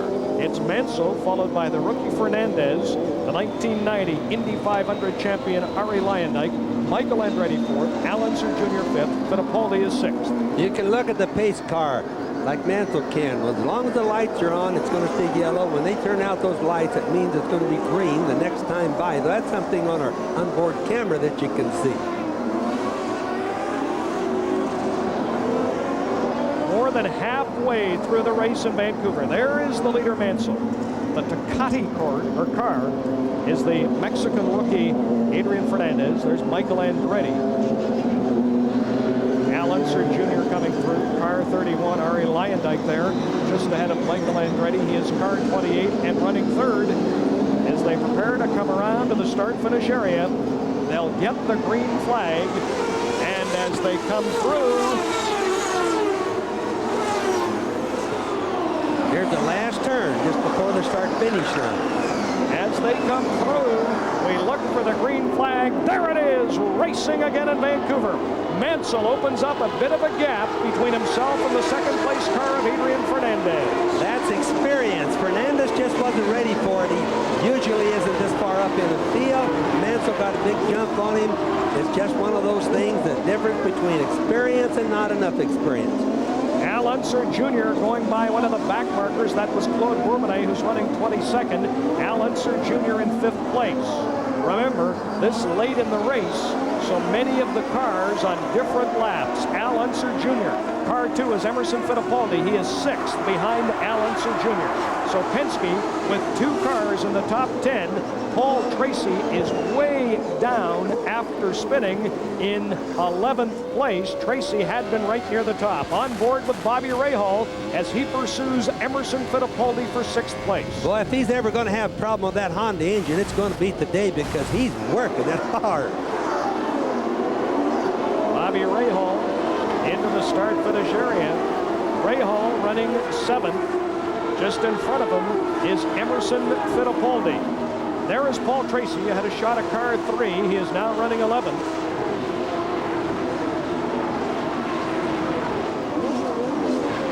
And a very, very exciting race here in Vancouver this afternoon. As they come through the hairpin, there's Paul Tracy, car 3. He's running 11th, and right behind him you saw car 40. That's Scott Goodyear, who is now 12th. Adrian Fernandez running 2nd, Bobby, 29 years of age, born in Mexico City, lives in San Diego, and his best ever IndyCar finish, 6th this year at Mid-Ohio. That's the Gallis car, the one from Albuquerque, where I'm from. That's the one that little Al drove for so many years for Rick Gallis.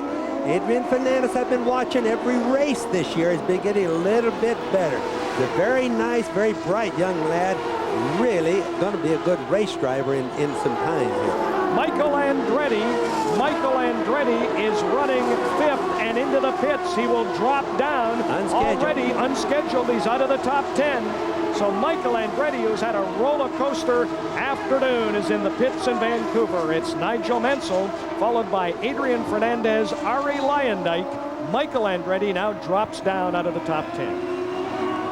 Bobby Unser, Sally Larvick, and Ken Daniels. I'm Brian Williams. Welcome back to Vancouver. We look back from the second place car of Adrian Fernandez to Ari Leyendyk, who's third. Mansell's the leader. Bobby Unser, we get the breakup from the satellite as the camera goes under the overpasses, but let's stay with this shot through this start-finish area and onto Pacific Boulevard. These two are an amazing story, young Fernandez and the veteran Leyendyk. Yes, and you know, Leyendyk, honest to goodness, other than Indianapolis, has not gone fast, in my opinion, all year long. That's him right behind. Look at him run up on Fernandez there. And today, he's really hot. Now, very often, what we call this is contract sign. It's at the end of the year. They drive, boy, look at Ray Hall going up alone. Emerson Fittipaldi. Fittipaldi's fifth, now looking ahead from Rahal, who's sixth. There you see Rahal trying to make a move on the fifth-place car of Emerson Fittipaldi. We can't keep track of all these lead changes. Sally Larvick, down to you. We're looking at the tires right now, and that's what they took off when Michael Andretti came into the pits. They thought they had a tire going down, and that's why they brought him in. I just talked to the Goodyear engineer, however, and they said the tires were fine. So whether Michael felt it or they actually saw it, they brought him in anyway, and it could be a really bad mistake for Michael Andretti. Well, that was one of the front tires, and if a front tire feels like it's bad, the driver has to come in because there's no room between hitting the wall. On board with Bobby Rahal, looking ahead to Emerson Fittipaldi. Fittipaldi is fifth. Rahal is sixth. This is one of the great shots in motor racing at 190 miles an hour. You get the driver's perspective as they gear down. Great place to pass, but he can't catch him. Well, he gets up to him, gets pretty close, but, you know, Rahal just needs a little horsepower, probably about 40 or 50 horsepower. He'd be one tough motor scooter.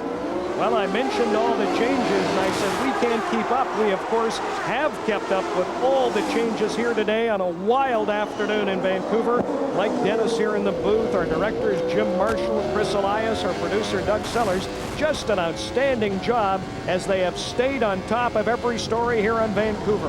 As you look ahead from Bobby Rahal's car to car 2, Emerson Fittipaldi, let's go down to Ken Daniels. Well, Brian, Scott Goodyear's crew questioning what they did. They came in on one yellow when too many cars passed. Now they're thinking they probably should have come in earlier, and they still have some fuel left, so they would need another yellow is what the Goodyear team is thinking, so it doesn't look good right now for Scott Goodyear. Brian?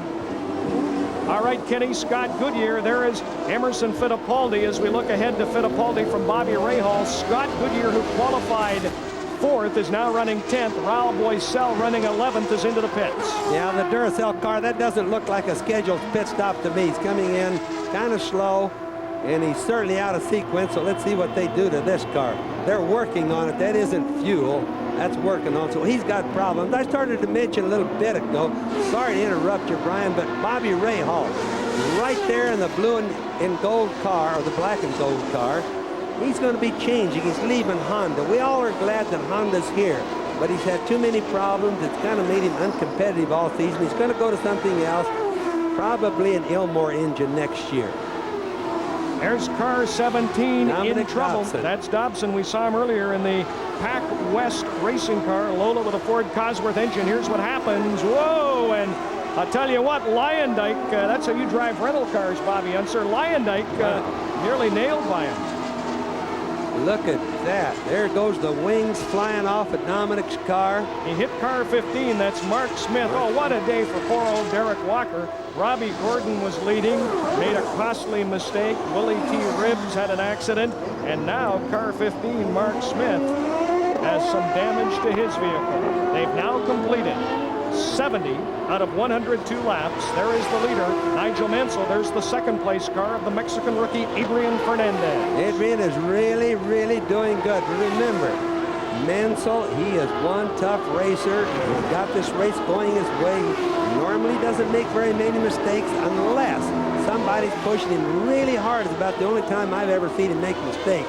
And nobody's pushing him that hard right now. That's car 28, Ari Leyendyk, who is third. You know, Leyendyk's an amazing story. You say he's never done anything really except at the Indy 500, which is true.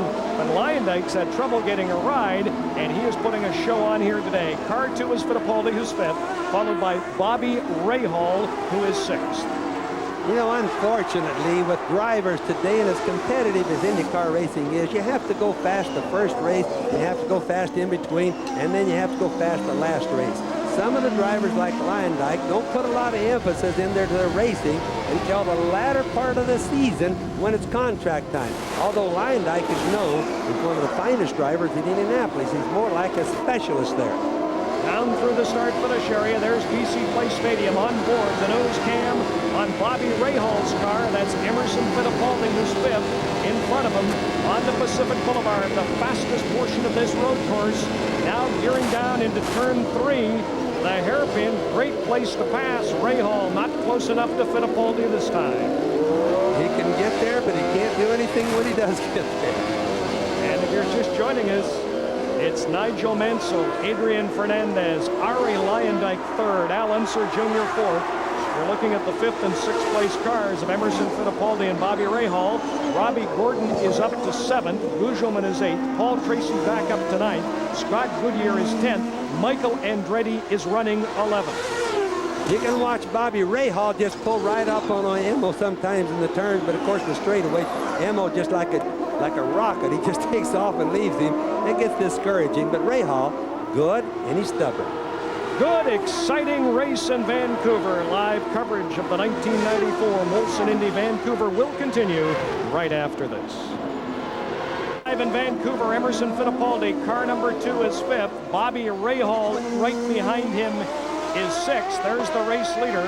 Car number 1, Nigel Mansell. Now, Lyondike is 4 seconds, or Fernandez rather, 4 seconds behind Mansell, and Lyondike is right behind Fernandez. As we look at the leader, Nigel Mansell, the top 3 cars, Peter Dunn says, have only pitted once, Bobby. So with 73 laps complete of a 102-lap race, this finish could be most interesting. And what they're all looking for, of course, is the yellow. It'd be a lot better to stop on the yellow. Or, for example, if some of the guys get a yellow and the other guys pit under green, there's Lyondike in. Now, he's under green right now because the track is green. So if he were to, let's go down to Kenny Daniels, who's there right now. Yeah, Harry Lyondike is in. They're taking on full fuel, and they didn't want to wait for a yellow, obviously. This was their chance, and Harry Lyondike is away with team owner Sal Incandela. But Sal, the key for Harry coming in now and not waiting for a yellow. You couldn't chance maybe not getting one? No, well, this car stopped on the track, and we anticipated it's going to be a yellow, but it's not. But we were due to come in the next lap anyway, so it's okay. Sal Incandela, Brian. All right, the target car is Michael Andretti. Michael Andretti continues to move up in this field. Michael Andretti now running 11th. Ari Lyondike is running 10th with that pit stop. Brian, I started to mention just a little while ago, and Ken did part of it, is that if you stop under the green, you lose an awful lot. If you stop under the yellow, like Lyondike's team, they should go every inch that they can go, because you never know when the yellow's going to happen. Car 3 is Paul Tracy, who's running 8th. Paul Tracy across the start-finish line. Tracy is now moved up to 7th place. Gugelmin is 8th. Scott Goodyear is 9th. And Ari Lyondike is 10th after the pit stop. There is Paul Tracy all over Mario Andretti. Andretti, though, will go a lap down to Tracy. Mario Andretti is running 13th. Paul Tracy is 7th. Nigel Mansell is coming into the pits. Let's go down to Sally Larvik. And we wait as his team goes over the wall. 78 laps, and Nigel Mansell is into the pits. The car stops right on the mark. They go to work filling the tank. They're going to put full fuel in the tank, change all 4 tires. Now we are hoping that this is the last pit stop that Nigel Mansell will make. Some of the other cars will indeed have to make a splash and go. The car's down off the jacks, and Nigel Mansell is out on the track.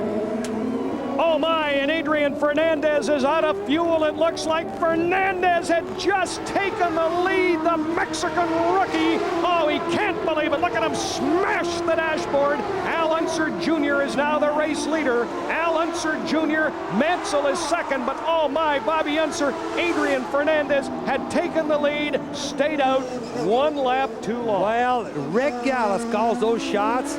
He gambled too hard. Rick should know better than do that. He's been doing this a long time. Adrian was running good. Rick Gallus called the shots.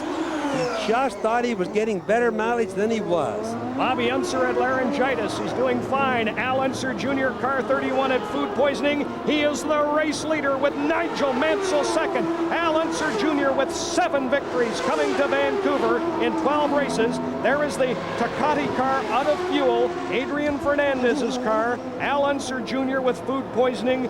Missed qualifying on Friday, was weak yesterday, weak this morning. Oh my, Bobby, what a job he's done here today. He certainly has. A little bit more on Adrian Fernandez also. It could be the reason Rick Gallis missed a little bit is all these cars, or most of them, have what we call telemetry. The computer on board the cars sends it to the pits and tells them how much fuel theoretically that the car has. Now, I'm going to have to guess, after I thought it over a little bit, that was probably the reason Rick probably got a wrong reading. Sometimes these computers send a wrong message, but I think that's the only way Rick would ever let him run out of fuel. Well, we're under a full course yellow now, and Al Unser Jr. does not elect to come in. We'll see if he comes in. We're under a full course yellow as Al Jr. in the field come across the start-finish line. Now, let me update the standings. There's Emerson Fittipaldi, car 2. He's moved into 2nd place. Bobby Rahal is 3rd. Robbie Gordon is 4th. Paul Tracy is now 5th. And Mansell has dropped down to 6th place after that pit stop. Adrian Fernandez is out of this race. Rick Gallis has to be disappointed, Sally. Well, he certainly is, and we're still not sure that the problem is running out of fuel, are we, Rick? You really don't know what the problem is. We don't know what it is, because we should have plenty of fuel left. We were being conservative. It may be electrical. We won't know until we get him back in here. Okay, you were talking to Billy Camphausen. Could he shed any light on the situation out there? No, he doesn't know either. Okay, so they're just waiting, and they're going to find out as we are. All right, Sally, Bobby, you heard your buddy Rick Gallis say there seemed to be a lot of fuel in that car. Yes, well, that's that telemetry thing. It comes and tells them what it is, and I've seen it be wrong. Now, another story, which is a big story for us, is that according to my calculations, Little Al and Emo will be able to go to the end, if my calculations are right, without fuel. Little Al is leading the race. There's Emo right behind him. Of course, there's Ray Hall and Robbie Gordon. You can finish out those stories, but I don't think those guys are going to have to stop. And there's Paul Tracy, who's 5th. Oh, my, what a story here in Vancouver. Stay with us. Live coverage of the 1994 edition of the Molson Indy Vancouver will continue on CBC. And Bobby Unser, Sally Larvick, and Ken Daniels. I'm Brian Williams. The beauty of British Columbia as we come back to Vancouver under a full course yellow. It's Al Unser Jr. first, Emerson Fittipaldi second, Bobby Rahal 3rd. Robbie Gordon has moved up to 4th. Paul Tracy is 5th. Nigel Mansell is 6th. Bobby Unser during the commercial break, I said, you ever seen a race this good? Oh, my Lord. You know, I think we've been on top of everything, but if we blink our eyes, we miss it. It's just been happening from the start to right now. One of the most exciting races I've ever seen. Well, the attendance, look at this. In 1994, 70,639. That is a record. The 3-day total, more than 160,000. And that 70,000 is probably a single day Canadian attendance sporting record across the start-finish line. And I think I see 2 fingers up there. The starter holding 2 fingers up, so we'll have at least one more lap, possibly 2. How many fingers, Bobby? Well, I see 1, but he keeps moving. If he holds still, I could count better. All right. There it is. There's I see 1 now. Okay. All right. Depends on where I read it, right? Let's go down to Kenny Daniels. Ken? Well, Brian, you know, they wouldn't, in Al Unser's pit, they wouldn't mind the flag out the yellow for another 5 or so, because when you say how close are you going to be on fuel at the end, it's about this close. They're going to have to recalculate as soon as it grows green, but Al Unser's car very close at the end on the fuel consumption. Let's go down to Sally. Well, it's kind of interesting as to who you talk to, because I was just in Al Jr.'s pit and also in Emerson's pit, and they said they can go all the way, but the problem is they have to nurse it. They have to lean it out, and Bobby, you can explain what that means, but they can go the distance if they're just careful. Nigel, on the other hand, just took on fuel. He doesn't have to worry about that situation. He's got fresh tires, so he can really go for it, so it's really going to be an exciting finish. Well, you're absolutely right, Sally. I'm glad you got that, because what it is, they can adjust the amount of fuel that's used in the cockpit of the car. The problem is they make less horsepower when they lean it down more, but they can lean them down quite a bit. But with Mansell back there, that's their whole problem. That's going to cause them to either give it up or get with it. Right there's Nigel Mansell. Now he's got to pass a few cars before he gets there, but he's got time to do it yet. 22 of 28 cars are still running.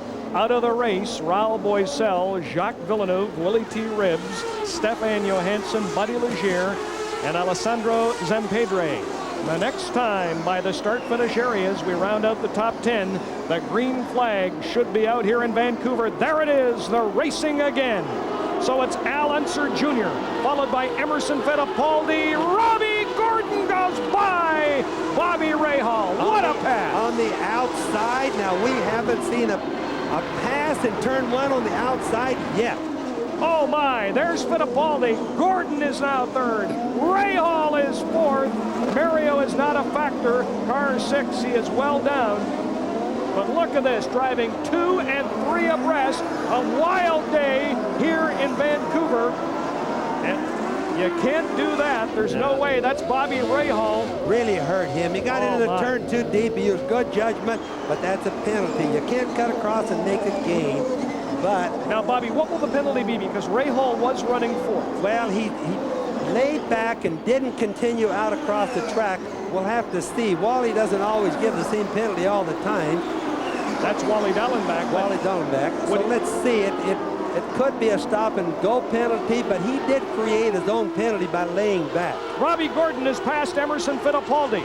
So Robbie Gordon has moved up to second. The young Californian, there's Fittipaldi, as Fittipaldi is dueling it out with Mario Andretti, but Andretti is more than a lap down. Car 6 is Andretti, car 2 is Fittipaldi. And that looked like Paul Tracy bumped Eddie Cheever a bit going into the corner. Paul Tracy is running fourth. Now on Emerson Fittipaldi, let's remember, he's behind Little Al in the points, but he can't afford to lose points. He has to gain points, hoping that Little Al does have problems for the championship, which is really important to that team right now. So Emil's playing it a little bit conservative. 82 of 102 laps complete. The Penske's are 1, 3, and 4. There's Fittipaldi, there's Tracy. And in between them is Eddie Cheever, but Cheever is way down in 19th place, more than a lap down. Car 2 is Fittipaldi. There's Paul Tracy in the other Marlboro car, now on board with Bobby Rahal. This is the pass where Gordon goes by Rahal. Look at that. I didn't think I'd see that. That's a wide open turn through there. It's very strange for me to see that. Now, folks, if you're just joining us, car 9 is Robbie Gordon. He's driving for Derek Walker. Walker Racing, a Lola with Ford Cosworth power. Bobby Unser, the young man, started on the pole in Toronto, had tire problems, started on the pole here in Vancouver, made a mistake at the end of the course and had to go wide, come through the pits, then had a punctured tire, went back out of the top 10, and has worked his way up into the number 2 position, 4.2 seconds behind the race leader, Al Unser Jr. Robbie Gordon is a new driver. He's without doubt one of the most sought-after drivers there is because he is so aggressive and he shows that he has an exceptional amount of talent. Now, along with that comes a mistake every now and then, and that's what we've seen today. But believe me, he is going to win some races. Well, Paul Tracy has gone by Eddie Cheever. Now, we'll show you Fittipaldi. There's Fittipaldi. There is Tracy. They are running third and fourth. Tracy could be about ready to make a move on Emerson Fittipaldi. Al Unser Jr. is the race leader. Robbie Gordon is second, and let's check in with Sally Larvick. Okay, you mentioned about Bobby Rahal. There's no problem with the car. He locked it up going into the chicane, and I asked him if there was going to be a penalty, and they said no because he did stop, and that was the rule. He would stop, and then they would wave him through. So Bobby Rahal's back out on the track. No problem with the car so far. No penalty. They're happy about that. All right, Sally, good information. Thank you. Rahal is running 9th. He was up at the front, so no penalty, and he's running 9th. There's Emerson Fittipaldi and Paul Tracy, 3rd and 4th, respectively. Now, they come into the start-finish area, across the start-finish line. Car 2, Fittipaldi. Car 3, Tracy. Bobby Unser, it's going to be interesting at the end of this straightaway, going into turn 3. Well, it becomes important for Fittipaldi. Back to the points battle. Winning the race is not important to him right now. Of course, he'd like to. I don't mean that. But what is important is the point for the end of the year. He's got to hope that Little Al does bad and that he just keeps piling up points. And it's so important because a lot of money at the end of the year. Nigel Mansell is now 5th, Michael Andretti 6th, Gugelman 7th, Scott Goodyear is 8th, Ray Hall I mentioned 9th, Ari Lyondike is 10th. Car 1 right there is Nigel Mansell running 5th. Michael Andretti, the target car, is right behind him in 6th place. Michael Andretti has had a roller coaster ride, to say the least, up and down here in Vancouver this afternoon. Got 17 laps left to go. Whoa! Eddie Cheever. Yeah, locking them up going in, what so many guys have done. It's hard to say, there's 17 laps to go. Game planning with the drivers. Now is when they start doing a little bit of thinking. Are they hurting their tires? Are they driving as hard as they can? Who's ahead of them? There's a lot of thinking going on in those cars right now. On board with Nigel Mansell to the end of the straightaway on Pacific, into the hairpin, and just in front of him is Paul Tracy. Mansell is 5th. There's Tracy. Well, there's Fittipaldi, who is 3rd. Tracy, who's 4th, and Mansell right there is 5th. What a battle. Now, one of the things about Mansell, we saw him lead so much of the race, and he's back there a little bit now with a full load of fuel. That hurts you a little bit. When at the end of the race, Little Al and Fittipaldi, for example, are going to be almost empty. A lighter car obviously goes faster than a heavy car. So that's probably partial the reason that Mansell is not passing up the cars that we expect him to do. There's Michael sliding right underneath Cheever there. Michael's still really hooked up and going good. Bobby, as we look at Michael, who's running 6th, on lap 83, Al Jr.'s lead over Robbie Gordon was 4.28. 84, 5.28, 85, 6.5, 87, nearly 8 seconds. So as we look at the cars of Tracy has gone by Fittipaldi, it now means that Al Unser Jr. is opening up some distance between himself and the rest of the field. Well, that's what he wants, and plus he's out in clean air. In other words, no traffic except for occasionally lap traffic, and that's what he really needs. If he wins this race, he's going to get a lot closer to the championship. Paul Tracy, as I mentioned, has just passed Emerson Fittipaldi. You're on board with Nigel Mansell, who is running 5th, looking ahead to Fittipaldi, who's 4th. Paul Tracy is now 3rd behind, and Mansell has now gone ahead of Fittipaldi. There's got to be something wrong maybe with Fittipaldi's car. Right behind him is Michael Andretti. Fittipaldi is car 2. We'll stay for this just a minute. On board with Michael Andretti as he too reels in Emerson Fittipaldi. There definitely has to be something wrong with Fittipaldi's car, Bobby. He's definitely going backwards. He's still running. We don't see anything that's obvious, but he's definitely falling back. So the top 4 as we take a commercial break here in Vancouver. It gets crazier by the minute. It's Al Unser Jr., Robbie Gordon, Paul Tracy, and Nigel Mansell. Vancouver, the leader is car 31, Al Unser Jr., followed by Robbie Gordon, Paul Tracy, Nigel Mansell, Michael Andretti, Emerson Fittipaldi, Gugelman, Goodyear, Ray Hall, and Ari Lyondike. Let's find out more about the Fittipaldi car from Sally Larvin. Okay, well, we talked to the Penske crew, and they had told us earlier that there is nothing wrong with the car. Is that the case, Rick Reineman, who is the crew chief? What about Emo's car? The thought is that maybe there's something wrong with it. Well, the problem we had at the start of when it went green again was our rear tires are cold, and the way this car is set up, you know, the tires need to be hot in the rear for us to get any bite off the corners, and you know, it enabled everybody to get around us. We're running all right now because, again, the rear tires have heat in them. Okay, thank you very much, Rick. Brian? Sally, it's Al Unser Jr. is still leading, but there is car 3, Paul Tracy. He is pursued by Mansell. Tracy is 3rd, Mansell is 4th, followed by Michael Andretti. Fittipaldi is 6th, Gugelman 7th, Goodyear is now 8th, Ray Hall 9th, and Ari Lyondike is 10th. Mansell is pushing awfully hard to get up to Tracy. Paul Tracy is car 3. The Penske Ilmore now on board with Nigel Mansell. Hey, here's a great shot as Mansell tries to reel in Paul Tracy for 3rd place behind the leader Al Unser Jr. and Robbie Gordon. And remember, sometimes you look at, there's Mario Andretti and there's Mansell. They look like the same cars. You have to look at the numbers to tell the difference. Sometimes I get a little confused. That's Mansell that's pushing on Tracy really hard. Down on the Pacific Boulevard, on board with Nigel Mansell, down Pacific Boulevard and into the hairpin. Car 3 is Tracy, car 1 is Mansell, and there is Michael Andretti, who was all over Nigel Mansell. Now we go on board with Michael Andretti. We look ahead to Nigel Mansell, and in front of him, Paul Tracy. Right into the first chicane, right under the BC place now. It gets a little bit dark. Into another chicane when they come out of this. What we call an outside chicane. That's the last one of the chicanes right there. Now as we look at this group, Tracy, Mansell, and Andretti, 3rd, 4th, and 5th. Al Unser, the leader's gap between himself and Robbie Gordon is nearly 8 seconds. Tracy is 2 seconds behind Robbie Gordon. Across the start-finish line, Mario Andretti is 12th and a lap down in car 6. Car 3 is Paul Tracy running 3rd, pursued by car number 1, Nigel Mansell and Michael Andretti. There goes Michael right underneath Mansell. Oh, yes! Michael Andretti has moved into 4th place, dropping Mansell down to 5th. Same place he did his passes earlier, Brian. Nobody expects him to do them there. Fabulous pass. They've completed 92 of 102 laps in Vancouver. Let's have a look at this pass, Bobby. Now you see, Mansell really doesn't expect this. Michael just kind of baited him, left him alone for a while, and he went right into the low side just like he did before. He blocked him. Look at Mansell's turn in. When he says, wow, he looks over, look at him shake his head. He says, I can't believe he did that. Good racing.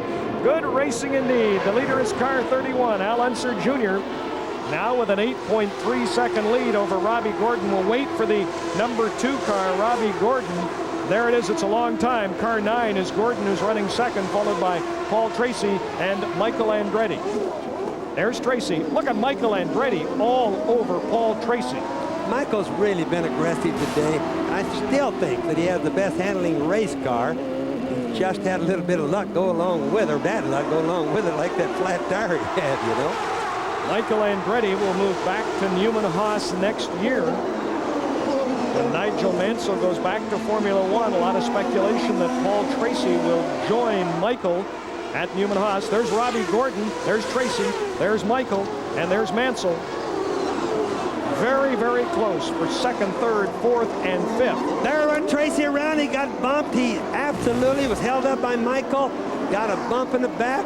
Tracy's really had his problems today. Let's see if his engine is still going. Paul Tracy on the final turn. Stop. There's Nigel Mansell, the yellow flag. It's not a full course yellow. There's Michael Andretti, pursued now by Emerson Fittipaldi. So Andretti is now 3rd. Fittipaldi is 4th. It's Unser and Gordon running 1-2. So a tough break for Paul Tracy. Whose fault again, Bobby? Well, that would happen so quick. I guess I'd have to see it again to call that one. I think it was here it is. Now Mario, number 6 car. Paul Tracy got in too deep. He was being pressured by Michael. I'd say call that one a neutral, a racing accident, something that was just totally unavoidable. Maybe Mario Andretti. Accidents are not always somebody's fault. In motor racing, sometimes they're just unavoidable. Mario Andretti on his final appearance in Vancouver, driving very, very slowly. Paul Tracy's coming into the pits. What a disappointing development. Look at the front left of the car. Wing is broken. He's got a flat tire, it looks like. He probably got it punctured when he got touched from behind. Look at the nose on Michael's car. He got into the back of him. So it's there's Teo Fabi. Fabi, oh my! Michael Andretti and Emerson Fittipaldi just getting by Fabi. There goes Scott Goodyear in the hairpin at the end of Pacific Boulevard. That's a blind spot for the guys. That's a terrible surprise to come around and see a car sitting almost sideways like that. And it's a full course yellow there, and a full course yellow now. So they've completed 95 out of 102 laps. Car 11, Jimmy Hall's car. Remember Jim Hall, the Texan from the days of Can-Am Racing. And here is a steaming Paul Tracy. Ken Daniels. Yeah, Paul's out of the car. You overshot the pit. Obviously, they're just moving the car out because his day is done. And right now, it doesn't look as though Paul wants to talk to anyone. He's being ushered away. But when he took off that steering wheel, he threw it down. And now he's just avoiding everybody if he can. Brian? All right, Ken, I'm not sure we can see that replay again. He's talking to Rick Mears. Rick Mears is saying, calm down. Let's see it again. Now, that's Andretti on the right. Is it Andretti's fault? No, it really isn't. Look at her. Michael was pushing Paul. There's nothing he can do about it. The three cars just got close. Paul happened to get in there too close to Mario. I mean, it's just one of those things that happen. You just can't call that one as anybody's fault. It was totally unavoidable. It's just too many cars in one tight place. Now, the thing that you're going to have to watch for, this yellow is exactly what Michael needs. It's the thing that little Al has to worry. Look at that, that thing almost turned out a lot worse than we thought. But it's the thing that little Al has to worry about the most. The yellow closes everybody back up now. Little Al will, of course, be in the lead to start it off. Nobody needs any more fuel. So it's going to be a question of, does little Al have the speed, or does Michael have the speed right now? Well, Paul Tracy was running third. A dejected Paul Tracy with four-time Indianapolis 500 champion Rick Mears. Absolutely unbelievable replays from those onboard cameras showing Mario, then Paul Tracy coming up behind, and Michael Andretti. Let's have a look again. No, this is down at the hairpin. This is Teo Fabi's problem in Jim Hall's car as he gets in front of Bobby Rahal. Bobby Rahal goes around. Rahal is currently running in 8th place. Now, here are the onboard. This is what Andretti saw with Fabi. Whoa, look at that. Look at that. That's not a good blind surprise spot you to talked have. about. That's yeah, you just can't see it. The corner workers can't tell you soon enough. Now, that one was Ray Hall's fault. He got in there and bumped Fabi around, something that you have to call that one Ray Hall's fault, period. Well, under a full course yellow, Scott Goodyear is 6th ahead of Nigel Mansell. Under a full course yellow, Paul Tracy is out of the race. It's Al Unser Jr. the leader. Robbie Gordon is 2nd. Emerson Fittipaldi is 3rd. Michael Andretti is 4th. Mauricio Gugelmin, the Brazilian, driving a good race, is 5th. Scott Goodyear is 6th. Nigel Mansell is 7th. Bobby Rahal is 8th. Ari Leyendijk is 9th. And Mark Smith is 10th. Boy, and those onboard cameras with those replays, as we look at Claude Bourbonnet's car, he's out of the race from Quebec. Both players' cars out earlier, of course, was Jacques Villeneuve. There's the race leader. Now, what this full course yellow does, ladies and gentlemen, is it allows car 9 to close right up on car 31, Al Unser Jr. At the time of that shunt, of course, the gap was 7 or 8 seconds. As they come around and prepare to go racing, look at this. There's Al Jr. There's Robbie Gordon right behind him. They'll get the green flag as they come around to complete lap 98. Very quickly, as they get the green flag, Gordon is right behind Al Unser Jr., followed by Fittipaldi and Andretti. Let's go down to Ken Daniels. Brian, I'm with Paul Tracy, who's very upset. Paul, what happened? Well, it's, Michael Andretti again. He runs into the back of everybody. He just bulldozes everybody out of the way. And, it's been in Toronto. He took me out of the race there, and here in Vancouver, he took me out again. What do you do? Did you talk to him? No, what can you do? He's been warned for running into people by Carton, and, nothing's been being done about it. He's got no black flag, no nothing. He's in 3rd spot right now. Paul Tracy, thank you. Brian? All right, Bobby Unser, your reactions? Well, I still call it a racing accident, something that was unavoidable, not anybody's fault. Everybody had their own problem right in that little mess. Those things happen. The big thing right now is the contest is on. This is going to show who really has the fastest cars. You got Little Al, you got Gordon, and you've got Michael Andretti. All three have been fast. You can see the distance between them right there. It's close, but it appears that Little Al is pulling away just a little bit. Al Unser Jr. is car 31, trying to win for the 8th time in 1994. There's the leader, Al Jr. Right there is Robbie Gordon.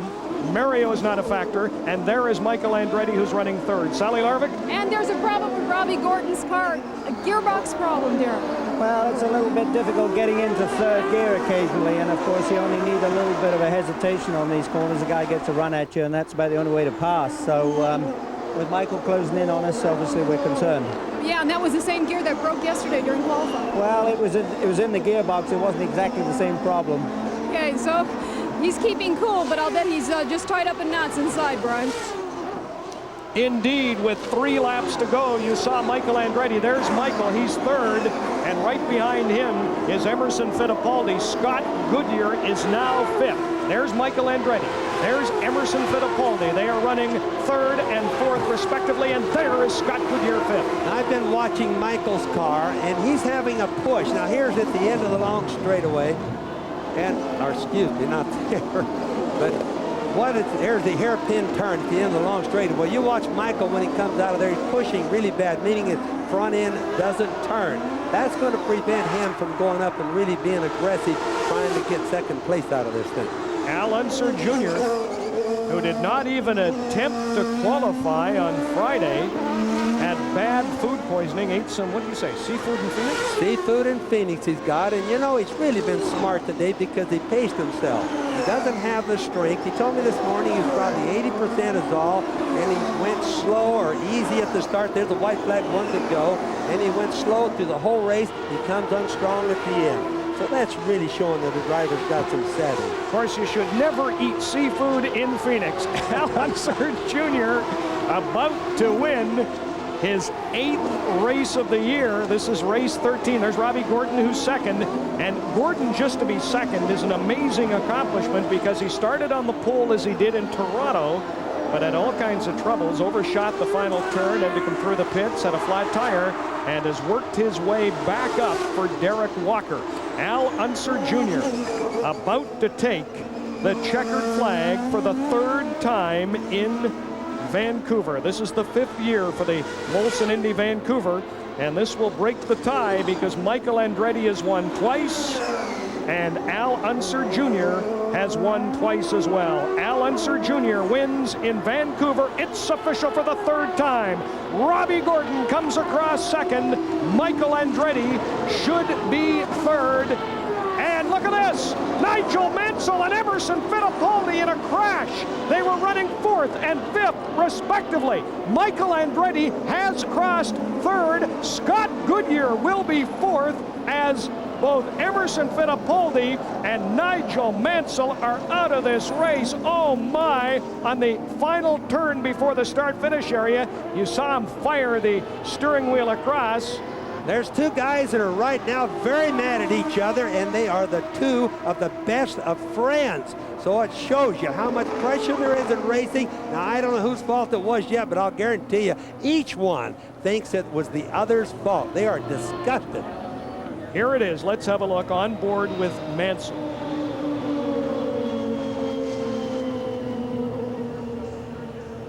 Now, obviously, Mansell got pushed right into the wall trying to pass Emerson Fittipaldi. It's such a look right there that I couldn't call that one, Brian. Well, what it meant was Emerson was running 3rd. Nigel was 4th. They're out of the race. So Al Unser, as you saw, wins the race. Gordon 2nd. Michael Andretti, therefore, is 3rd. And how about Scott Goodyear? He's 4th again in Vancouver. Let's stay with a shot as that's Nigel Mansell. Emerson is coming up behind him. Now look at, they're yelling. Look at this. Look at this. But you got to remember one thing. They have so much respect. They are the very closest of friends. They're having a strong disagreement, but that's really as far as it'll go. Well, it's no secret that Nigel Mansell can't stand Mario Andretti, and the feeling is mutual. They are teammates, but as Bobby says, Nigel and Emerson Fittipaldi are normally the best of friends. There you see Nigel in the center of your screen. Look to the right, Fittipaldi in red, just coming between the 2 Marlboro people and out of the right of your screen. So Nigel Mansell and Emerson Fittipaldi, there's Scott Goodyear, car 40. He finishes 4th, but I don't know what to say, Bobby Unser. There's your nephew, the winner, Al Unser Jr. Maybe an appropriate way to end what has been an amazing race here in Vancouver today. So many changes and such a bizarre race in many ways, and bizarre right to the end. Al Unser Jr. winning for the 8th time this year. I might have said 9th. He wins for the 8th time this year in 13 races.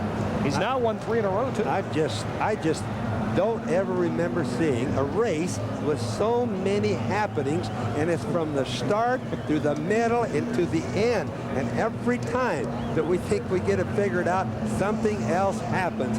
Penske's strategies came out extremely good, and yet Lady Luck had an awful lot to do with it because of the yellows. So how does Penske have such good strategies and link it in with the yellows? That's Lady Luck an awful lot. Well, I mentioned Al Unser Jr. winning for the 8th time. Let's have a look at that accident again. This is Mansell, and you'll see Andretti or Fittipaldi on the left. He had his tire right front locked up, but what we didn't see was what Emil was doing, which was coming down on him. In other words, Mansell was trying to pass him. Not a good place to try to pass Emil right there. Emil obviously didn't see it coming on. Mansell got pushed into the wall, but I guess after I've seen it this many times, I have to say Mansell should have been trying to pass him right then. Let's go down to Ken, who's down there right now.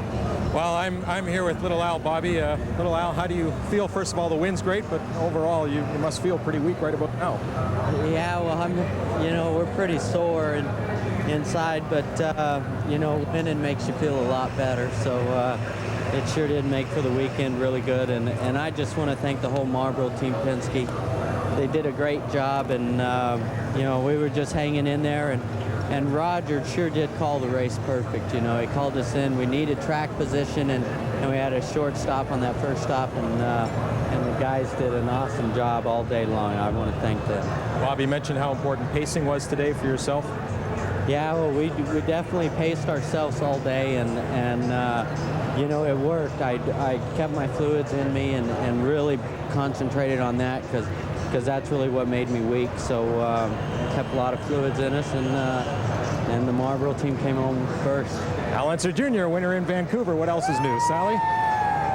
Okay, and if you can give an award for perseverance, it would have to go to this young man, Robbie Flash Gordon. I'll tell you, everything just about happened to you on the track today. You want to go over it with us, or do you want to be reminded of it? Well, first I got to thank the Valvoline crew and Derek Walker because, I made a mistake there that got me back there with Adrian Fernandez, and he ran into me and gave me a flat tire.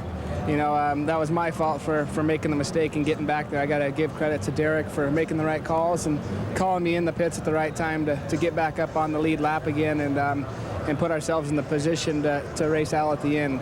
Well, then you had problems with your gears, too. Yeah, we did have problems with our gears the last 30 laps. It was really unfortunate because I didn't have third gear.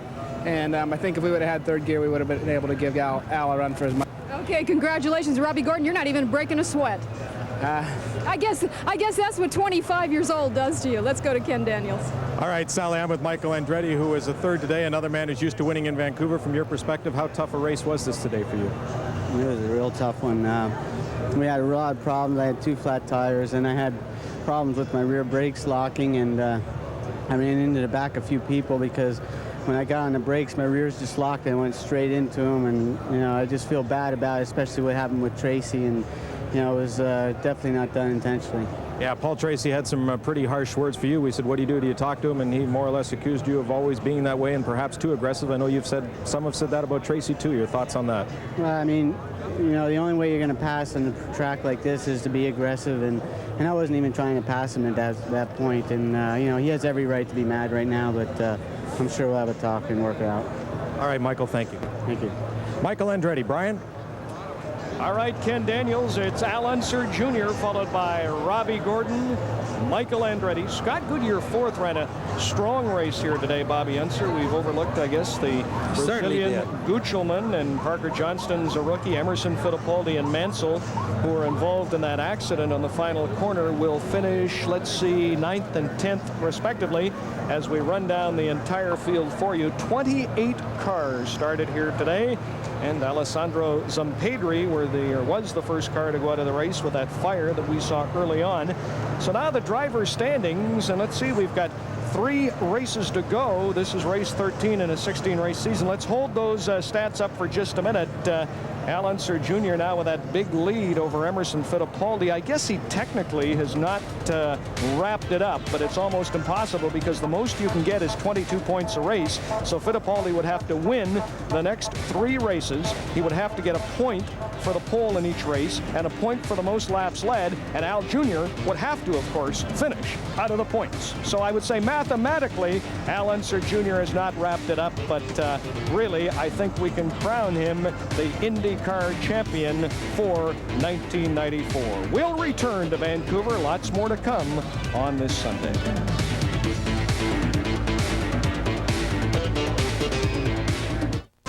Tell you what, Bobby Unser, that shot reminds me of the Inner Harbor over in Victoria. I feel like I'm back at the Commonwealth Games, an exciting race. We are in Vancouver, of course, and the 5th Vancouver Indy is now history. And you know, when the Molson Indy started here in Vancouver, the inaugural race was won by Al Unser Jr. That was in 1990. Michael Andretti then won 2 in a row. Al won last year. They were tied at 2. Al Unser Jr. breaks the tie, winning here today. But an amazing victory when you consider he had food poisoning. And as I said, you should never eat seafood in Arizona, folks. But he had food poisoning and couldn't even come to this racetrack on Friday. And even when he did come out to officially qualify yesterday, he couldn't even walk out. They would put him in the car down at the garage area, push him out.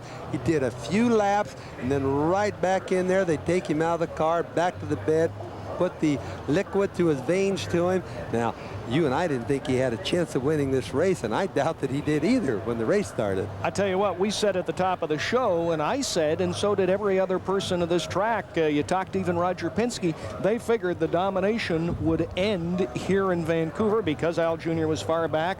Paul Tracy had crashed in practice. Fittipaldi was starting 12th, but what a day with numerous changes. Al Unser Jr. wins it. Robbie Gordon, we can't say enough about Gordon, who was second. Michael Andretti third. Goodyear fourth, followed by Gugelman, Lyondike, Rahal, Smith, Fittipaldi, and Mansell. All right, Bobby Unser, stick around. We got some time. We're going to talk to you in just a minute.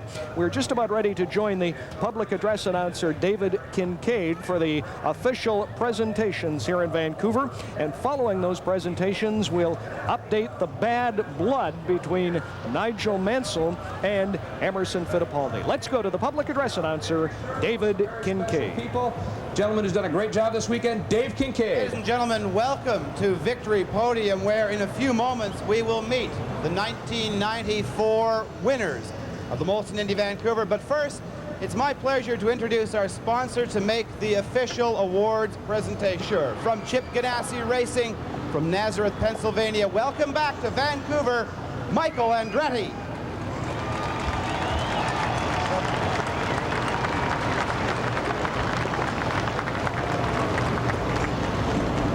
Thank you very much.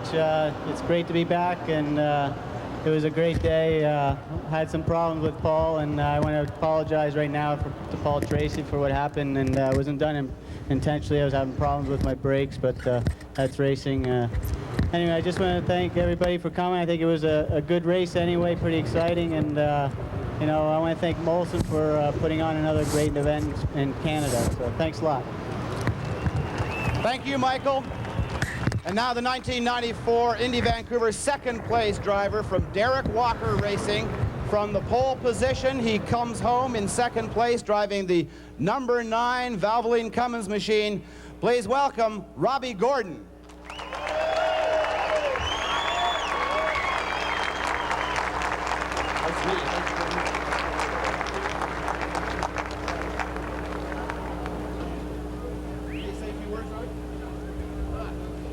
I tell you, this thing is heavy after the work we did today. You know, I got to give credit to Derek Walker and the whole Valvoline crew, because, you know, I made a big mistake today. I locked up the tires when we were leading, and I figured I would just go down pit lane and do a flyby, and I didn't think it would hurt me that bad, but it put me back in the position where I was back there with some guys that were really fighting hard, and Adrian Fernandez ran in the back of me and gave me a flat tire. But then after that, Derek Walker and the whole crew, they just did a great job positioning the pit stops and doing real quick ones, and put us back up into position to fight Al. Unfortunately, we didn't have third gear in the car for like the last 20 laps, so we didn't have a fair chance to catch him. Thanks very much, Robbie. That was a spectacular drive. We all enjoyed it. And now we'd like to introduce you to the champion of the 1994 Molson Indy Vancouver. No stranger to racing fans in this town. From his sick bed to the pole position, not to the pole position, to the first place on the podium, we have a guy who racks up his 8th victory this year, tying him with Michael Andretti. We have had 5 races in this city so far. He keeps coming back. This is his third victory. Ladies and gentlemen, Al Unser Jr. Congratulations.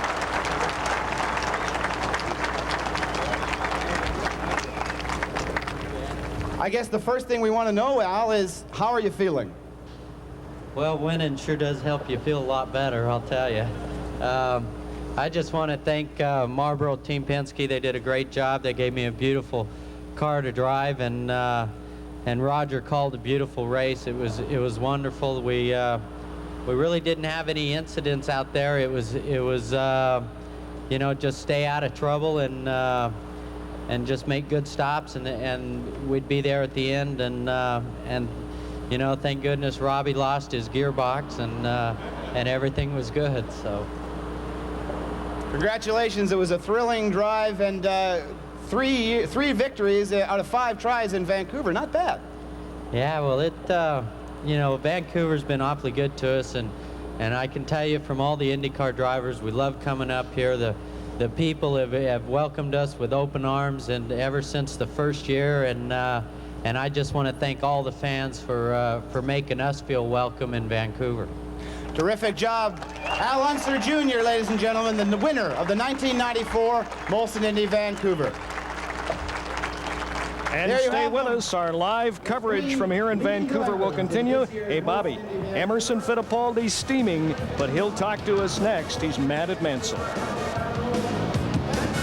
Turn before the checkered flag. Look at this. Emerson Fittipaldi cuts in front of Nigel Mansell. They would have been 3rd and 4th, respectively.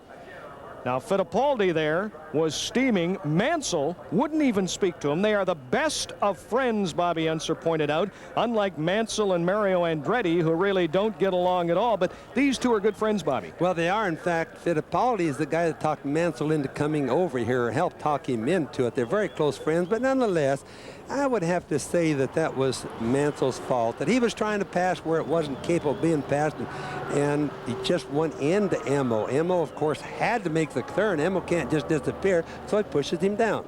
All right, Emerson Fittipaldi waving off Nigel Mansell. I understand Emo is standing by with Sally Larvik. Well, Emerson Fittipaldi, you seem a lot calmer now than you were in what happened out there on that last lap. Tell us what happened. Well, I'm very disappointed. I mean, a champion like Nigel should never try to do it. He tried to stop the car using my brakes. I mean, he come like a torpedo. And if I knew, I should open the gap and he would carry on to the pit entrance. He never made a corner. He stopped on my car. Is this not an unusual thing to happen on the last lap? I mean, why do you think this happened? Well, I think Nigel just tried to pass him an impossible place and using my brakes, not his brakes and not his car. Yeah, I noticed you had words with him going back. Can you tell us the gist of that conversation? Well, I told Nigel how he can do this. I mean, that's impossible. There was a solid car there. If the car is there, it's not a ghost. You cannot go through solid metal. And did he agree with you on that? Did he agree with you on that, or did he? I know you're smiling now, but it wasn't funny at that time. What did he say to you? He said that he was committed. He was committed, but I mean, there's no way you can commit to stopping on the other car. Okay, so you don't accept that explanation. Oh, I mean, I watch on TV and you see, then you give me your comment. Okay, thank you, Emerson. Brian? We'll do better than that. We'll give you Bobby Unser's comment. He was laughing his head off when he said he used my brakes to stop his car, and I'm not a ghost. It's the way Emo says it. You know, he's right in what he said. I mean, that's the way we kind of saw it that way, but we didn't see it all. But Emo's so right. But the way that he puts it across, you know, and he wasn't laughing at the incident. He was laughing at somebody else on the side. He's very serious inside, but he's still right. He said, the car is there. What are you going to do to stop? He says, I'm to stop. But, you know, it may be an appropriate way to end what has been one of the most exciting races we've ever covered together. I mean, there were just so many changes and so many unusual occurrences, and then to have this happen just a couple of 100 yards from the finish line. I've not seen a race in the year of 1994 anywhere near this exciting. To me, this one was the tops. We never were without things to do or to talk about. If we ever quit watching, we were out of the picture. It's the hardest race I've worked, but the most fun. Well, I'll tell you what, the laryngitis cleared up from yesterday. I said Al Jr. shouldn't eat seafood in Phoenix. That's how he got food poisoning. How'd you get the laryngitis? By golly, I didn't get it in Vancouver, but I'm going to eat seafood here tonight. You made me hungry talking about it. Right. Bobby Unser, great to work with you. Thank you, the three-time Indy 500 champion. Our thanks to Ken Daniels and Sally Larvik. Now, as we say goodbye from Vancouver here on this Sunday afternoon, let's show you our next race. It comes up in 2 weeks, our next IndyCar. People that made it all possible. An outstanding job here today by all concerned. Our directors, I tell you, Bobby Unser was saying to me, I've never seen, Doug Sellers, our executive producer, a tremendous job, and the directors, Jim Marshall and Chris Elias, you said you've never seen a race cut like this where they were on top of everything. No, I think it's the very best. I was so excited, or I am, over this race today. You can't believe it. Bobby, good to work with you. Peter Dunn, Jeremy Shaw, Mike Dennis, the group here in the booth. It's been a good day, an exciting day in Vancouver. For all of us, I'm Brian Williams. So long from the 1994 Molson Indy Vancouver. Al Unser Jr. is the winner.